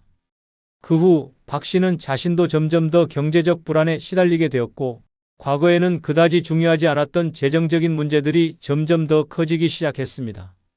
그는 김 씨의 불안감을 전파받아 자신도 모르게 돈에 집착하게 되었고, 불필요한 소비를 하게 되었습니다. 이제는 돈이 모든 문제의 핵심이라고 믿게 된 박 씨는 생활에 더욱 스트레스를 받게 되었습니다. 그러던 어느 날 박 씨는 김 씨와의 만남을 완전히 끊기로 결심했습니다. 김 씨와의 관계를 지속하는 것은 더 이상 자신에게 이롭지 않다는 것을 깨달았기 때문입니다. 박 씨는 김 씨와의 만남을 줄이고 대신 새로운 사람들과 더 많은 시간을 보내기로 했습니다. 그 결과 박 씨는 다시 긍정적인 마음을 되찾고 재정적인 불안에서 벗어나기 위한 방법을 찾아갔습니다. 돈에 대한 집착을 내려놓고 자신만의 행복을 추구하는 방향으로 삶을 전환하게 되었습니다. 결국 박 씨는 경제적으로 더 안정적이고 정신적으로도 더 편안한 삶을 살게 되었습니다. 다섯 번째는 가난한 친구는 발전적인 대화보다 비관적인 대화를 선호하기 때문입니다. 이 문장은 단순한 조언이 아니라 노후를 편안하게 살기 위한 철저한 생존 전략입니다. 65세 이후의 삶은 더 이상 치열한 경쟁과 불안에서 벗어나고 편안하고 안정적인 일상을 누려야 하는 시기입니다. 그러나 곁에 있는 친구 하나가 당신의 삶을 서서히 병들게 할 수 있다는 사실을 아는 사람은 많지 않습니다. 가난한 친구 중 상당수는 현실적인 문제를 직시하고 극복하기보다 반복적으로 비관적인 이야기만을 늘어놓습니다. 그들은 당신이 어떤 희망을 말하더라도 그것을 즉시 무모한 헛꿈으로 치부하며 자신의 불행을 중심으로 이야기를 끌고 갑니다. 그들은 새로운 계획이나 도전을 이야기하면 그 나이에 무슨 계획이냐 해봐야 소용없다며 발목을 잡습니다. 당신의 열정을 조용히 꺾고 자신이 가진 어두운 시각을 마치 진실처럼 포장해 들려줍니다. 이들의 말 속에는 희망도 도전도 변화도 없습니다. 오직 불행의 되풀이와 운명의 탓만 가득합니다. 이런 대화를 계속 듣다 보면 처음엔 듣는 척만 하던 당신도 언젠가는 그 부정적인 분위기에 익숙해지고 어느샌가 똑같은 말들을 되풀이하고 있는 자신을 발견하게 됩니다. 그 순간 당신은 조용히 무너지고 있는 것입니다. 노년의 시간은 금보다 귀합니다. 이 시기에 가장 필요한 것은 긍정적인 사람들과의 관계입니다. 그러나 가난한 친구는 발전적인 이야기를 할 수 있는 기회조차 꺼려합니다. 그런 건 부자들이나 하는 얘기지. 우리는 그냥 이렇게 살다가 가는 거야 같은 말로 현실을 정당화합니다. 그러나 그 현실은 그들이 만든 틀일 뿐 당신의 현실과는 다를 수 있습니다. 문제는 그들이 그 틀에 당신을 억지로 끼워 맞추려 한다는 것입니다. 그러면서 당신의 희망을 조롱하고 새로운 도전을 무시하며 당신의 성취조차 시기와 냉소로 감싸버립니다. 비관적인 대화는 단순한 푸념이 아닙니다. 그것은 독처럼 퍼져나가 당신의 사고를 마비시키고 삶에 대한 기대를 갉아먹습니다. 아침에 일어나 오늘도 뭔가 해보자는 마음 대신 뭘 해도 소용없다는 무력감이 자리 잡게 되는 것이 바로 그들의 영향입니다. 이 모든 일이 당신도 모르게 천천히 그러나 분명히 일어납니다. 그리고 결국 당신은 아무것도 하지 않게 됩니다.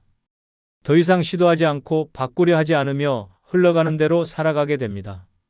실제 사례를 하나 소개합니다.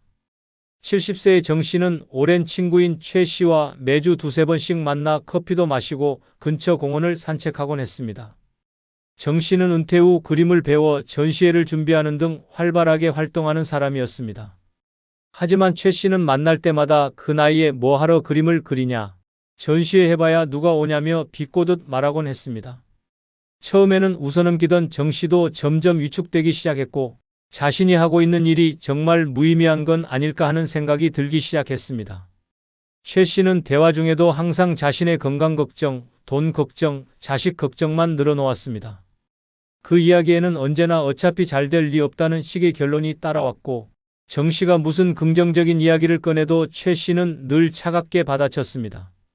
심지어 정 씨가 손수 만든 엽서를 선물하자 이런 걸 누가 사냐며 웃어넘겼습니다.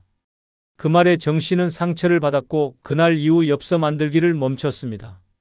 그저 친구의 말 한마디에 그가 아끼던 취미와 열정이 꺾인 것입니다. 결정적인 날은 어느 비 오는 오후였습니다. 정 씨는 전시회를 앞두고 긴장도 되고 기대도 되던 날이었습니다. 그런데 그날도 어김없이 만난 최 씨는 전시회 날에 비 오는 거 보니 운도 없네라며 쓴웃음을 지었습니다. 그 말을 들은 순간 정 씨는 자신이 왜 이토록 지치고 무기력해졌는지 깨달았습니다. 그는 그날 이후로 최 씨와의 만남을 끊었습니다. 그리고 다시 엽서를 만들고 그림을 그렸습니다. 결국 전시회는 많은 사람들의 관심 속에 성공적으로 열렸고 정 씨는 다시 자신의 삶의 활력을 되찾았습니다. 구독, 좋아요 눌러주시면 감사하겠습니다. 노년의 자식이 부모를 모시지 않을 경우 현명하게 사는 방법 중 첫 번째는 노후 자금은 반드시 내 손에 쥐고 사는 방법입니다. 이 말은 단순한 조언이 아니라 인생을 지키는 절박한 생존의 원칙입니다. 노년의 자식이 부모를 모시지 않는 현실은 더 이상 뉴스가 아니라 주변의 흔한 이야기입니다. 사랑으로 키운 자식이지만 현실 앞에선 그 사랑도 종종 외면당합니다. 부모의 희생을 당연하게 여기고 부모의 재산을 자기 몫처럼 생각하며 부모가 늙자마자 관심을 거두는 자식도 있습니다. 믿고 맡긴 재산이 오히려 부모의 설 자리를 빼앗는 잔인한 무기가 되는 경우도 적지 않습니다. 돈이 없어도 서럽지만 돈이 있어도 그 돈을 빼앗긴 채 늙어가는 건 더 끔찍한 비극입니다. 남은 노후를 기대하며 자식에게 전 재산을 넘긴 순간부터 시작되는 냉대는 상상 이상으로 많습니다. 심지어 일부 자식들은 이미 다 받았으니 이제 부모 책임도 끝났다는 식으로 행동하기도 합니다. 그런 현실 앞에서 노후 자금을 지키지 않는다는 건 스스로 삶의 밑바닥을 향해 걸어들어가는 것과 다르지 않습니다. 노후 자금은 단순한 생활비가 아닙니다. 존엄을 지키는 수단이며 선택권을 쥐는 무기입니다. 병원에 갈 때도 요양보호인을 부를 때도 혼자 밥을 먹는 순간에도 필요한 건 바로 그 자금입니다.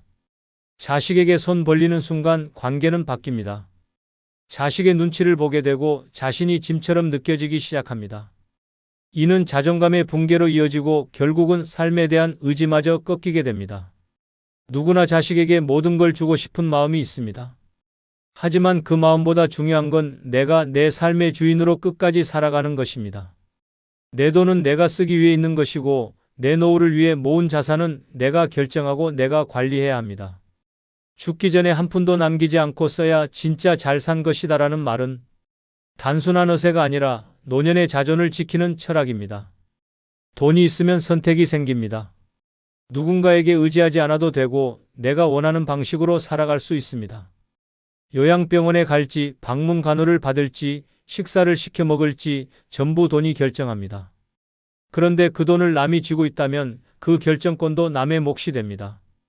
그것은 노년이 아닌 감금입니다. 부산 기장에 사는 김영희 할머니는 올해 79세입니다. 남편과 사별한 후 외동아들과 함께 살기로 하며 집과 예금 전부를 아들 명의로 바꿔줬습니다. 아들의 부탁이었고 어차피 자기 재산이니 믿었습니다. 처음엔 잘 지냈지만 1년이 채 지나지 않아 상황이 달라졌습니다. 며느리는 대놓고 눈치를 주었고 아들은 엄마, 이제 애들 학원비도 많고 라며 생활비 지원을 거절했습니다. 결국 김할머니는 하루에 2끼만 챙겨 먹고 전기장판 하나로 겨울을 버텼습니다. 하루는 병원에서 정기검진을 받으려 했지만 택시비가 아까워 걸어가다 쓰러졌습니다. 그날 이후 김할머니는 결심했습니다. 딸처럼 지내던 이웃에게 도움을 받아 변호사와 상담을 시작했고 어렵게 법적 소송을 거쳐 집 일부와 예금 일부를 다시 돌려받았습니다. 이후 작은 원룸으로 옮겨 살면서 최소한의 생활비와 건강관리비를 자신이 직접 관리하고 있습니다. 그녀는 요즘 매일 새벽에 일어나 커피 한 잔을 마시며 웃습니다. 이제야 살 것 같다고 말합니다. 누구의 눈치도 보지 않고 내가 내 돈으로 밥 먹고 병원 가고 가끔 친구 만나 커피 마실 수 있는 이 자유가 인생 최고의 사치라고 말합니다. 자식에게 전부 주고 고개 숙이는 삶보다는 내 손에 돈 쥐고 당당하게 늙는 삶이 훨씬 아름답고 행복하다는 걸 김할머니는 이제야 깨달았다고 말합니다. 두 번째는 재산 증여는 천천히 신중하게 진행하는 방법입니다. 사랑은 순간일 수 있지만 재산은 평생의 결과입니다. 자식이 아무리 사랑스럽고 믿음직스럽게 보여도 재산 앞에서는 본심이 달라지는 경우가 많습니다. 특히 부모가 나이가 들면 자식은 자연스럽게 이제 내 차례라고 생각하게 됩니다. 하지만 부모 입장에서 재산은 단순한 돈이 아닙니다. 평생 땀 흘려 만든 인생의 결실이며 노후를 지탱해줄 마지막 안전망입니다. 이 중요한 자산을 너무 빨리, 너무 쉽게 넘기는 순간 부모의 인생은 자식의 눈치 속으로 들어가게 됩니다. 세상엔 참 씁쓸한 진실이 있습니다. 재산을 주면 사람이 변한다는 말은 단순한 겁주기가 아닙니다. 실제로 많은 부모들이 자식에게 집을 넘기고 예금을 나눠주고 상속을 미리 정리한 후부터 자식의 태도가 차가워졌다고 말합니다. 손주를 데리고 자주 오던 며느리가 발길을 끊고 전화 자주 하던 아들이 점점 무뚝뚝해지고 결국 부모는 집안에서 조용히 잊혀지는 존재가 됩니다. 재산은 사랑의 증표가 아닙니다. 신뢰의 결과로 주는 것도 아닙니다. 그것은 철저하게 내 인생의 권한이며 내가 살아있는 한 내가 결정해야 할 권리입니다. 너무 쉽게, 너무 일찍, 너무 감정적으로 넘기는 순간 돌이킬 수 없는 후회를 남깁니다. 그리고 그 후회는 단순한 돈의 문제가 아니라 관계의 균열과 존엄의 상실로 이어집니다. 특히 많은 부모들이 어차피 다 줄 건데 지금 주는 게 낫지라고 생각합니다. 하지만 그것은 함정입니다. 지금이라는 시점은 자식에게는 완료가 되고 부모에게는 소외가 됩니다. 사랑이라는 이름으로 모든 재산을 증여하고 난 뒤 연락이 끊긴 자식들, 병원 한번 데려가지 않는 가족들, 결국 요양시설에서 쓸쓸히 눈을 감는 어르신들의 사연은 우리 주변에 넘쳐납니다. 증여는 나를 위한 선택이어야 합니다. 자식이 나를 돌보지 않아도 내 삶이 무너지지 않도록 준비된 상태에서 내가 통제할 수 있는 범위 내에서 천천히 나누는 것이 가장 현명합니다. 믿음이 아니라 시스템으로, 감정이 아니라 계획으로 진행해야 합니다. 필요하다면 변호사, 세무사, 공증인의 도움을 받아 정확하고 안전하게 진행해야 합니다. 증여는 끝이 아니라 시작이며 그 이후의 삶이 더 중요하다는 사실을 잊지 말아야 합니다. 서울 송파구에 사는 윤정희 할머니는 76세입니다. 3남매를 두었고 막내 아들이 가장 속 깊고 살뜰하게 챙겼습니다. 윤 할머니는 막내에게 미안한 마음이 컸습니다. 자식들 중 가장 늦게 자리 잡았고 경제적으로도 넉넉하지 않았기 때문입니다. 그래서 아파트를 미리 막내 아들 명의로 바꿔주었습니다. 내가 없어도 걱정 없이 살았으면 좋겠다는 마음이었습니다. 처음엔 고마워하던 아들이 점점 달라졌습니다. 집 근처에 살면서도 연락이 줄었고 병원에 데려다 달라는 부탁에도 바쁘다며 거절하기 일쑤였습니다. 어느 날은 윤 할머니가 갑자기 어지럼증을 느껴 혼자 병원 응급실에 가야 했습니다. 그날 이후 그녀는 스스로 묻기 시작했습니다. 내가 집을 주지 않았다면 지금도 이렇게 혼자였을까? 결국 윤 할머니는 이웃 아주머니와 친해져 동네에서 함께 병원도 가고 장도 보고 반찬도 나눠 먹는 생활을 시작했습니다. 그러던 어느 날 그 아주머니가 조심스레 물었습니다. 정희 언니, 아파트는 왜 그렇게 일찍 넘겼어? 그 순간 윤 할머니는 웃으며 말했습니다. 그땐 내가 현명하다고 생각했는데 지금은 그냥 성급했다고 느껴. 그리고 덧붙였습니다. 다음 생에 태어나면 재산은 손에 꼭 쥐고 살 거야. 천천히, 아주 천천히 나눠줄 거야. 이야기를 들은 동네 어르신들이 다들 박수를 쳤습니다. 그리고 농담처럼 말했습니다. 우리끼리 약속하자. 죽기 전까지 재산은 손에 쥐고 살자고. 웃음 속엔 진심이 담겨 있었습니다. 재산은 미련 없이 나누는 것이 아니라 후회 없이 지키는 것이 먼저입니다. 그것이 노년을 현명하게 사는 진짜 지혜입니다. 세 번째는 내 건강과 돌봄을 위한 비용은 미리 떼어두는 방법입니다. 이것은 단순한 준비가 아니라 나를 지키는 최소한의 무기입니다. 노년은 갑자기 무너집니다. 어느 날 넘어지며 시작되고 다음 날부터 병원이 일상이 됩니다. 젊었을 때는 상상도 못했던 병명들이 쏟아지고 일어나지도 못할 정도로 기운이 빠집니다. 그런데 그 순간 돈이 없으면 치료도 못 받고 간병인도 못 부릅니다. 아무도 도와줄 수 없는 그 외롭고 차가운 상황에서 내 곁에 있을 수 있는 유일한 존재는 바로 내가 미리 준비한 건강자금입니다. 노년에 자식이 있다고 안심하는 건 환상입니다. 자식은 바쁩니다. 직장에 치이고 아이들 키우느라 여유가 없습니다. 부모 돌봄은 늘 후순위로 밀립니다. 효도는 말뿐이고 현실에서는 나중에라는 말만 되풀이됩니다. 그때 병원비 한 번 나올 돈조차 없다면 당신은 누구도 부를 수 없습니다. 괜찮겠지라는 안일한 마음으로 시간을 보내다 보면 결국 누워서 후회만 남게 됩니다. 돈은 숫자가 아닙니다. 돈은 곧 선택의 자유입니다. 병원이든 요양시설이든 건강검진이든 한 번 더 나를 살릴 수 있는 결정은 결국 비용에서 나옵니다. 그런데 그 돈이 준비되어 있지 않으면 선택은커녕 굴욕만 남습니다. 누군가에게 손 벌려야 하고 자존심을 버려야 하며 심지어 무시당하는 일도 감수해야 합니다. 이는 단순한 경제 문제가 아니라 인생의 존엄에 대한 이야기입니다. 누워있는 내 옆에서 물 한 컵 떠줄 사람도 없는 상황, 돈을 미리 떼어두지 않았다면 내 몸은 고통 속에 방치됩니다. 간병인을 부르려 해도 하루에 몇만 원씩 드는 비용은 만만치 않습니다. 자식에게 부탁했다가 이번 달 카드값이 많아서라는 말만 듣고 돌아오는 순간 그 고통은 외로움과 서러움으로 몇 배가 됩니다. 그래서 지금 준비해야 합니다. 건강보험은 기본이고 간병비와 병원비를 위한 예금 계좌를 따로 만들어두는 것입니다. 정기검진도 미루지 않고 받고 아플 경우를 대비한 병원 이동 계획도 세워야 합니다. 간병인이 필요할 경우 어떤 업체가 신뢰할 수 있는지도 미리 알아보고 상담을 받아둬야 합니다. 그런 준비가 나를 살립니다. 경기도 안양에 사는 오순례 할머니는 올해 82세입니다. 젊었을 때부터 남편 없이 세 아이를 키우며 악착같이 살았습니다. 3남매 모두 장성했고 결혼도 했지만 누구 하나 어머니를 모시겠다는 말은 없었습니다. 다들 형편이 어려워서라는 말만 되풀이될 뿐이었습니다. 그래서 오할머니는 70세가 되던 해 모든 예금 중 일부를 따로 빼어 건강돌봄 계좌를 만들었습니다. 주변에선 그 돈으로 손주 학원비라도 보태지라는 말도 있었지만 그녀는 단호했습니다.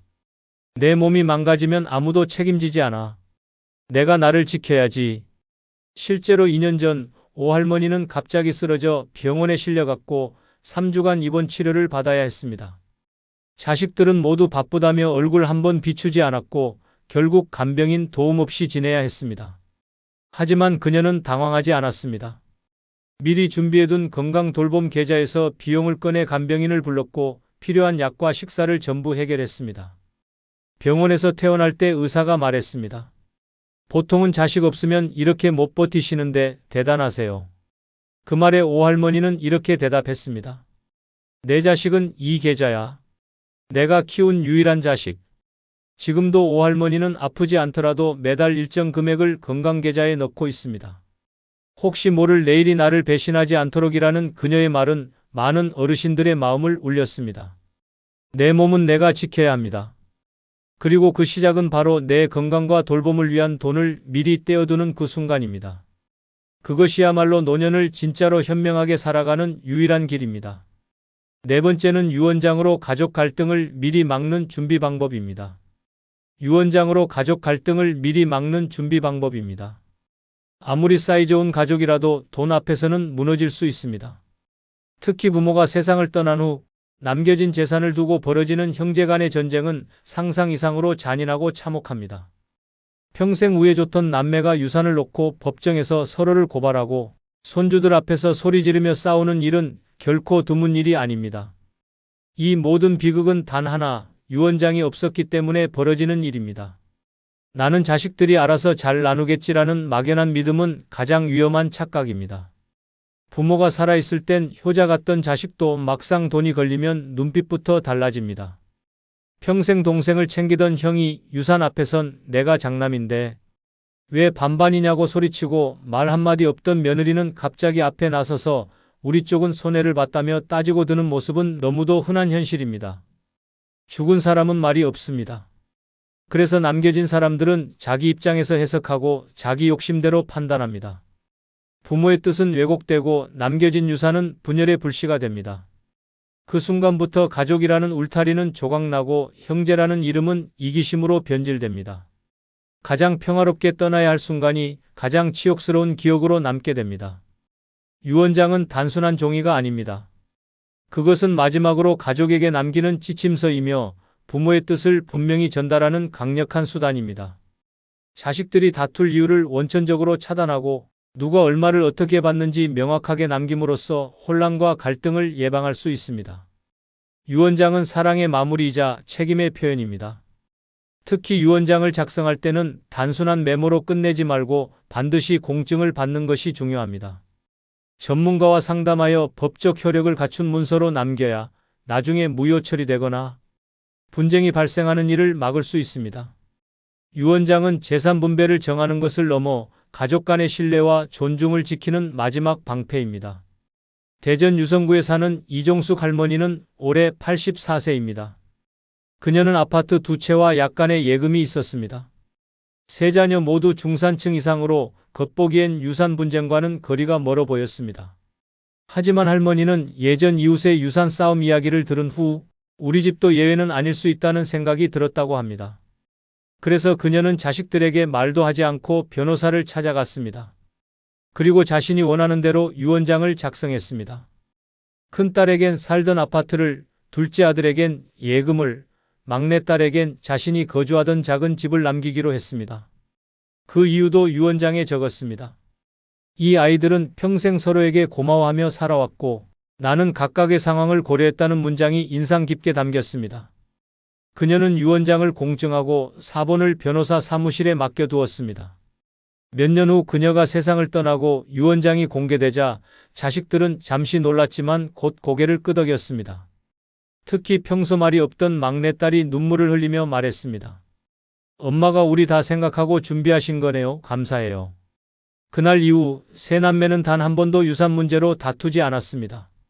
오히려 유언장 덕분에 어머니의 뜻을 다시 새기며 서로에게 더 잘하려 애썼다고 합니다. 지금도 이종숙 할머니의 유언장은 동네 노인정에서 가장 현명한 마지막 선택으로 회자되고 있습니다. 유언장이 없었다면 아마 평생 남을 상처만 남았을 것입니다. 남겨진 가족이 미움이 아닌 감사로 기억할 수 있도록 유언장은 반드시 준비해야 할 노년의 지혜입니다. 5번째는 사기와 착취로부터 나를 지키는 금융 지식 갖추는 방법입니다. 사기와 착취로부터 나를 지키는 금융 지식 갖추는 방법입니다. 노년은 한평생 열심히 살아온 대가로 평온해야 하지만 현실은 그리 호락호락하지 않습니다. 요즘 사기꾼들은 어르신들의 눈물 위에 밥을 짓고 평생 모은 돈을 한순간에 가로채며 웃음을 짓습니다. 자식도 모시지 않는 세상에 믿을 사람이라고는 자신뿐입니다. 그런데 그 자신이 아무런 금융 지식 없이 살아간다면 결국 가장 약한 고리가 되어버립니다. 어르신들을 노리는 금융 사기는 해마다 정교해지고 있습니다. 전화로, 문자로, 심지어 직접 집을 찾아와 가머니설로 속입니다. 국민연금이 더 나올 수 있다. 정부 지원을 받을 수 있다. 자식에게 부담 주지 않게 장례비를 미리 준비하라는 말로 접근해 통장 비밀번호를 받아내거나 이름도 처음 들어보는 상품에 수천만 원을 투자하게 만드는 일이 비일비재합니다. 더 충격적인 건 이 모든 일이 자식의 무관심 속에서 벌어진다는 사실입니다. 부모를 챙기지 않는 자식은 많고 그 틈을 파고드는 사기꾼은 더욱 많습니다. 심지어 가족을 사칭해 돈을 요구하는 보이스피싱부터 잘 알고 지내던 이웃이 투자 명목으로 돈을 빌리고 사라지는 일도 일상입니다. 한 번 속으면 모든 걸 잃고 그 뒤에는 오직 후회와 눈물만 남습니다. 노년에는 철저하게 방어적인 금융 태도가 필요합니다. 모르는 전화는 받지 않고 통장은 한 개로 단순하게 관리하며 예금과 재산은 꼭 본인 명의로 분산해둬야 합니다. 절대로 비밀번호나 통장 정보를 다른 사람에게 알려줘서는 안 됩니다. 인터넷 사용이 익숙하지 않더라도 최소한의 금융 문자 알림은 반드시 설정해야 합니다. 또한 정기적으로 금융 상담을 받을 수 있는 복지기관이나 은행의 무료 상담, 창구를 활용하는 것도 좋은 방법입니다. 가장 중요한 건 돈을 지키는 것도 결국은 정보 싸움이라는 사실입니다. 모르면 당하고 알면 피할 수 있습니다. 친구 따라, 친척 따라 무작정 가입하는 보험이나 투자 상품은 피하고 이해되지 않는 조건에는 절대 사인하지 않아야 합니다. 아깝다고 생각하지 말고 작은 돈이라도 전문가와 상의하는 습관을 가져야 합니다. 노년의 돈은 생존이고 자존이고 마지막 자부심입니다. 그걸 남의 손에 쉽게 맡겨서는 안 됩니다. 전북 전주에 사는 김남희 할머니는 78세입니다. 그녀는 한때 친구 소개로 노후 보장형 황금 투자라는 말에 혹해 5천만 원을 한 회사에 투자했습니다. 친구는 매달 수익이 나온다며 할머니를 설득했고 친절한 직원은 정장을 차려입고 집까지 찾아와 서류를 챙겨갔습니다. 처음 2달은 이자처럼 소액이 입금되었지만 그 이후로는 연락이 끊기고 사무실은 텅 비어 있었습니다. 자식들에게 말도 못하고 경찰에 신고하러 가는 길은 너무도 참담했습니다. 내가 이렇게 무지했구나라는 생각에 자책만 쌓였습니다. 그러나 그 후 김할머니는 달라졌습니다. 구청에서 하는 금융교육 프로그램에 빠지지 않고 참여했고 스마트폰 뱅킹도 배웠습니다. 문자로 오는 보이스피싱도 직접 신고하고 이젠 주변 어르신들에게도 조심하라고 조언하는 노인 금융지킴이가 되었습니다. 어느 날 시장에서 만난 또래 아주머니가 이런 투자 하나 들어보자고 했을 때 김할머니는 단호하게 말했습니다. 난 내 돈, 이젠 내 손에만 있어. 세상에 공짜는 없고 투자보다 소중한 건 내 평온이야. 그 말에 아주머니는 고개를 끄덕이며 돌아갔고 김할머니는 속으로 이렇게 외쳤습니다. 이젠 나도 당하지 않아. 내가 나를 지킬 거야. 이처럼 금융 지식은 돈을 지키는 것이 아니라 인생을 지키는 무기입니다. 자식이 나를 모시지 않더라도 나는 내 지식으로 내 돈과 내 삶을 지킬 수 있어야 합니다. 그것이야말로 진짜 현명한 노년의 시작입니다. 끝까지 시청해 주셔서 감사합니다. 노인 자식이 노인 부모를 간병하는 장수시대. 곱게 늙는 방법 중 첫 번째는 외우기 훈련으로 기억력을 유지하는 뇌자극 활동입니다. 외우기 훈련으로 기억력을 유지하는 뇌자극 활동입니다. 지금 우리는 믿기 어려운 시대를 살고 있습니다. 자식이 늙고 부모가 더 늙은 시대입니다. 문제는 나이 든 자식이 먼저 치매에 걸리는 일조차 낯설지 않다는 현실입니다. 어느새 70세 자식이 95세 부모의 기저귀를 갈고 정신 잃은 아들의 배변을 받아내며 눈물을 훔치는 부모의 이야기가 뉴스 한 켠에 조용히 실립니다. 이것이 바로 100세 시대의 잔혹한 민낯입니다. 치매는 나이만 먹는다고 오는 것이 아닙니다. 준비하지 않으면 누구에게나 찾아오는 무서운 질병입니다. 아무리 건강하게 살아왔다 해도 기억을 지키지 못하면 나의 인생 전체가 무너집니다. 사람의 얼굴을 잊고 밥을 먹었는지도 기억하지 못하고 자신의 이름조차 잊는다는 것은 단순한 불편함이 아니라 존재의 상실입니다. 그보다 더 끔찍한 건 내가 사랑하는 사람의 얼굴을 알아보지 못하는 순간입니다. 그 시작은 단순한 깜빡임에서 옵니다.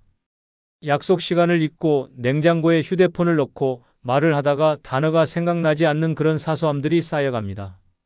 그러다 어느 날 완전히 낯선 표정으로 자식의 이름을 묻는 날이 오게 됩니다. 그리고 그날이 온 이후로는 되돌릴 수 없습니다. 그 끔찍한 미래를 피할 수 있는 단 하나의 방법은 지금입니다. 뇌를 자극하고 기억을 훈련하는 작은 습관들이 그 미래를 막는 유일한 무기입니다. 외우기 훈련은 치매 예방에 가장 기본적이지만 강력한 방법입니다. 매일 짧은 시나 글귀를 외우는 1, 전화번호 하나를 기억해보는 1, 어제 만난 사람의 이름을 기억하려 애쓰는 1, 이 모든 게 뇌를 살리는 훈련입니다. 처음엔 귀찮고 힘들 수 있습니다. 하지만 그 반복이 쌓이면 뇌는 점점 활력을 찾습니다. 뇌는 자극을 줄수록 살아납니다. 사용하지 않으면 죽고 사용하면 다시 깨어나는 것이 바로 뇌입니다. 외우기 훈련은 단지 암기하는 과정이 아닙니다. 뇌 속의 회로를 되살리고 기억의 저수지를 깊게 만들며 사고력을 유지시켜주는 생존 전략입니다. 오늘 외운 짧은 시 한 줄이 내일의 자존감을 지키고 모레의 인격을 지켜주며 언젠가 올 외로움 속에서 나를 붙잡아줄 마지막 줄기가 됩니다. 전남 목포에 사는 93세 정일순 할머니는 아직도 아침마다 손글씨로 시 한 편을 적고 외웁니다. 그녀의 아들 김석진 씨는 올해 71세입니다. 공무원으로 정년 퇴직하고 손자까지 본 어른입니다. 그런데 몇 년 전부터 김 씨는 기억의 혼란을 겪기 시작했습니다. 처음에는 말끝을 흐리더니 점점 사람 이름을 헷갈리고 결국 며느리 이름조차 헷갈리기 시작했습니다. 병원에서는 조기 치매 판정을 내렸습니다.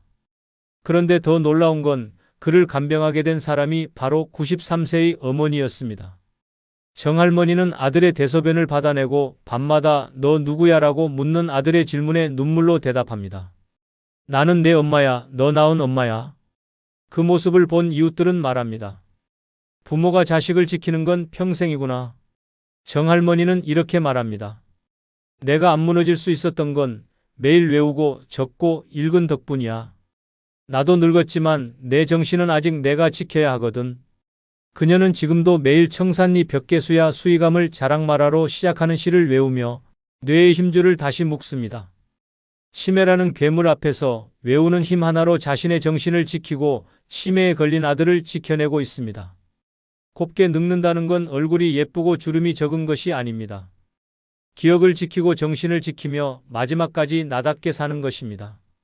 외우기 훈련은 작지만 위대한 노년의 방패입니다. 오늘 외운 시 한 줄이 내일 당신의 이름을 지켜줄 것입니다. 곱게 늙는 방법. 두 번째는 신선한 채소와 과일을 꾸준히 섭취하는 식단입니다. 신선한 채소와 과일을 꾸준히 섭취하는 식단입니다. 늙어서도 건강하게 사는 비결은 멀리 있지 않습니다. 병원 문턱을 줄이고 약 봉지를 줄이는 가장 확실한 방법은 매일 접하는 밥상에 있습니다. 특히 신선한 채소와 과일은 그 어떤 보약보다 강력한 생명력의 근원이 됩니다. 그런데 많은 노인들이 정작 가장 중요한 이 식단을 놓치고 있습니다. 귀찮다는 이유로, 입맛에 안 맞는다는 이유로, 씹기 불편하다는 이유로 밥상에서 채소와 과일을 점점 멀리합니다. 그 결과는 비만, 당뇨, 고혈압, 심지어 치매까지 이르는 끔찍한 병들의 행렬입니다. 노인이 된 자식이 더 늙은 부모를 간병하는 장수시대에 무너지는 건 다리보다 위장이고 눈보다 혈관이며 말보다 혈당입니다. 나이 70 먹은 자식이 당뇨로 시력을 잃고 90 넘은 부모가 자식의 인슐린 주사를 놓는 기막힌 현실은 더 이상 드라마 속 이야기가 아닙니다. 그 무너짐의 출발은 하나같이 염분과 기름, 단맛에 찌든 식습관입니다. 채소는 몸을 청소하고 과일은 생명을 세척합니다. 신선한 채소는 노인의 장을 부드럽게 비워주고 혈관을 깨끗이 씻어주며 변비와 고혈압, 혈관성 치매를 예방하는 최고의 해독제입니다. 과일에 들어있는 천연당과 항산화 성분은 뇌를 지켜주고 피부를 살리고 면역을 올려줍니다. 이 둘이 하루의 식단에 고정으로 올라오는 삶과 일주일에 한 번 먹는 삶은 결국 몇 년 후 전혀 다른 모습의 노년을 만들어냅니다. 문제는 입맛이 아니라 습관입니다. 오랫동안 기름지고 자극적인 음식에 익숙해진 입은 처음에는 채소와 과일이 맛없게 느껴집니다. 하지만 그건 입이 병든 겁니다. 꾸준히 먹다 보면 몸이 먼저 달라집니다. 소화가 편해지고 혈압이 안정되며 대변이 시원해지고 피부가 매끈해지는 기적 같은 변화가 찾아옵니다. 입맛은 늙어도 몸은 정직합니다. 꾸준히 채소와 과일을 받아들이는 몸은 반드시 답을 줍니다. 노년에는 약보다 음식이 먼저입니다. 정해진 시간에 식사하고 몇 끼마다 2가지 이상의 채소를 곁들이고 하루 한 번은 계절 과일을 먹는 것만으로도 건강한 노년의 기초 체력이 완성됩니다. 이 습관 하나로 뇌 건강, 심혈관 건강, 대사 건강까지 챙길 수 있다면 더 말할 필요도 없습니다. 가장 쉬우면서도 가장 강력한 건강 전략이 바로 신선한 채소와 과일입니다. 경남 거창에 사는 91세 박윤자 할머니는 지금도 눈이 맑고 허리도 꼿꼿하며 혼자 버스를 타고 장에 갑니다. 그 비결은 단 하나, 매일 아침 과일과 채소로 시작하는 식단입니다. 그녀는 30년 전 남편을 암으로 떠나보낸 뒤 식단의 중요성을 뼈저리게 느꼈다고 말합니다. 그때부터 육류는 줄이고 채소 반찬을 기본으로 하고 과일은 간식처럼 즐기기 시작했습니다. 그녀의 딸 김하순 씨는 올해 68세입니다. 그런데 딸은 당뇨, 고혈압, 고지혈증 3가지를 모두 앓고 있고 하루에 약을 6가지나 먹고 있습니다. 아이러니하게도 박 할머니는 약 한 알도 복용하지 않습니다. 오히려 자신보다 20살 가까이 어린 딸의 병원 예약을 챙기고 반찬까지 싸서 보내줍니다. 어느 날 딸 김하순 씨가 속상한 얼굴로 말했습니다. 엄마는 기운도 좋고 무릎도 멀쩡한데 나는 왜 이렇게 아플까? 그때 박 할머니는 정색하며 말했습니다. 넌 젊어서 고기만 먹고 과일은 사치라며 안 먹었잖아. 나는 사과 한 조각이라도 매일 먹었고 나물 한 접시라도 내 손으로 무쳐 먹었어. 건강은 입이 아니라 마음에서 지키는 거야. 그날 이후 김하순 씨는 엄마의 말을 듣고 채소 위주의 식단으로 바꾸기 시작했고 6개월 만에 혈당 수치가 안정되며 약 하나를 줄였습니다. 박 할머니는 오늘도 딸을 위해 오이 무침과 삶은 브로콜리를 싸주며 말합니다. 약 먹는 것보다 채소 먹는 게 훨씬 싸고 훨씬 낫다. 노인이 자식을 간병하는 세상, 그것은 식단의 결과일 수 있습니다. 오늘 먹는 채소 한 접시, 과일 한 조각이 10년 후 누가 누구를 간병할지를 결정합니다. 곱게 늙는 비결은 멀리 있지 않습니다. 당신의 오늘 밥상 위에 있습니다. 곱게 늙는 방법. 세 번째는 근력 운동으로 몸의 기초 체력을 유지하는 방법입니다. 근력 운동으로 몸의 기초 체력을 유지하는 방법입니다. 지금 우리는 노인이 노인을 간병하는 시대에 살고 있습니다. 70대 자식이 90대 부모의 기저귀를 갈고 60대 딸이 85세 어머니를 업고 병원에 가는 장면은 더 이상 특별하지 않습니다. 더 충격적인 건 이 노인. 자식들조차 이미 허리와 무릎이 망가진 상태에서 다른 노인을 돌보고 있다는 현실입니다. 결국 둘 다 쓰러지고 마지막에는 요양병원이 유일한 답이 되어버리는 암울한 상황이 벌어지고 있습니다. 이 비극을 막을 수 있는 유일한 해답은 근력입니다. 근육은 단순히 힘을 내는 조직이 아닙니다. 근육은 노년을 버티는 생명선입니다. 근육이 있는 노인은 혼자 일어나고 혼자 걷고 혼자 밥을 해 먹을 수 있습니다. 하지만 근육이 사라진 노인은 혼자 화장실도 못 가고 누군가의 도움 없이는 일상생활이 불가능해집니다. 문제는 40대 이후 매년 1%씩 근육량이 감소한다는 사실입니다. 70세가 되면 절반 가까운 근육이 사라져 있고 이미 몸은 넘어지기 직전까지 약해져 있습니다. 넘어지면 어떻게 될까요? 엉덩이뼈가 부러지고 누워만 지내다 폐렴이 오고 결국 치매로 이어집니다. 모든 질병의 시작은 넘어짐입니다. 그리고 그 넘어짐은 근육 없음에서 시작됩니다. 약은 근육을 만들어주지 못합니다. 병원도 근육을 대신해주지 않습니다. 오직 내 몸을 내가 움직이는 것만이 근육을 살립니다. 걷는 것만으로는 부족합니다. 반드시 근력 운동이 필요합니다. 근력 운동은 헬스장에 가지 않아도 됩니다. 벽을 짚고 스쿼트하기, 앉았다 일어나기, 계단 오르기, 물통 들기 같은 일상 속 간단한 동작만으로도 충분합니다. 하루 10분이라도 매일 반복하면 근육은 반드시 반응합니다. 일주일만 해도 다리 힘이 달라지고 한 달만 지나면 계단 오르기가 쉬워집니다. 그 변화가 결국 병원을 멀리하게 하고 간병인을 부르지 않게 하며 자식에게 짐이 되지 않는 삶으로 연결됩니다. 노년의 자존감은 곧 근육입니다. 혼자 신발끈을 묶을 수 있는 유연함, 의자에서 벌떡 일어설 수 있는 다리 힘, 물건을 들고 장을 볼 수 있는 팔의 힘. 이것이 늙어서도 사람답게 사는 조건입니다. 남들보다 멋져 보이기 위한 운동이 아닙니다. 쓰러지지 않기 위한 운동입니다. 내 몸을 내가 끝까지 쓰기 위한 준비입니다. 근육은 돈이 없어도 만들 수 있고 늙어도 늦지 않습니다.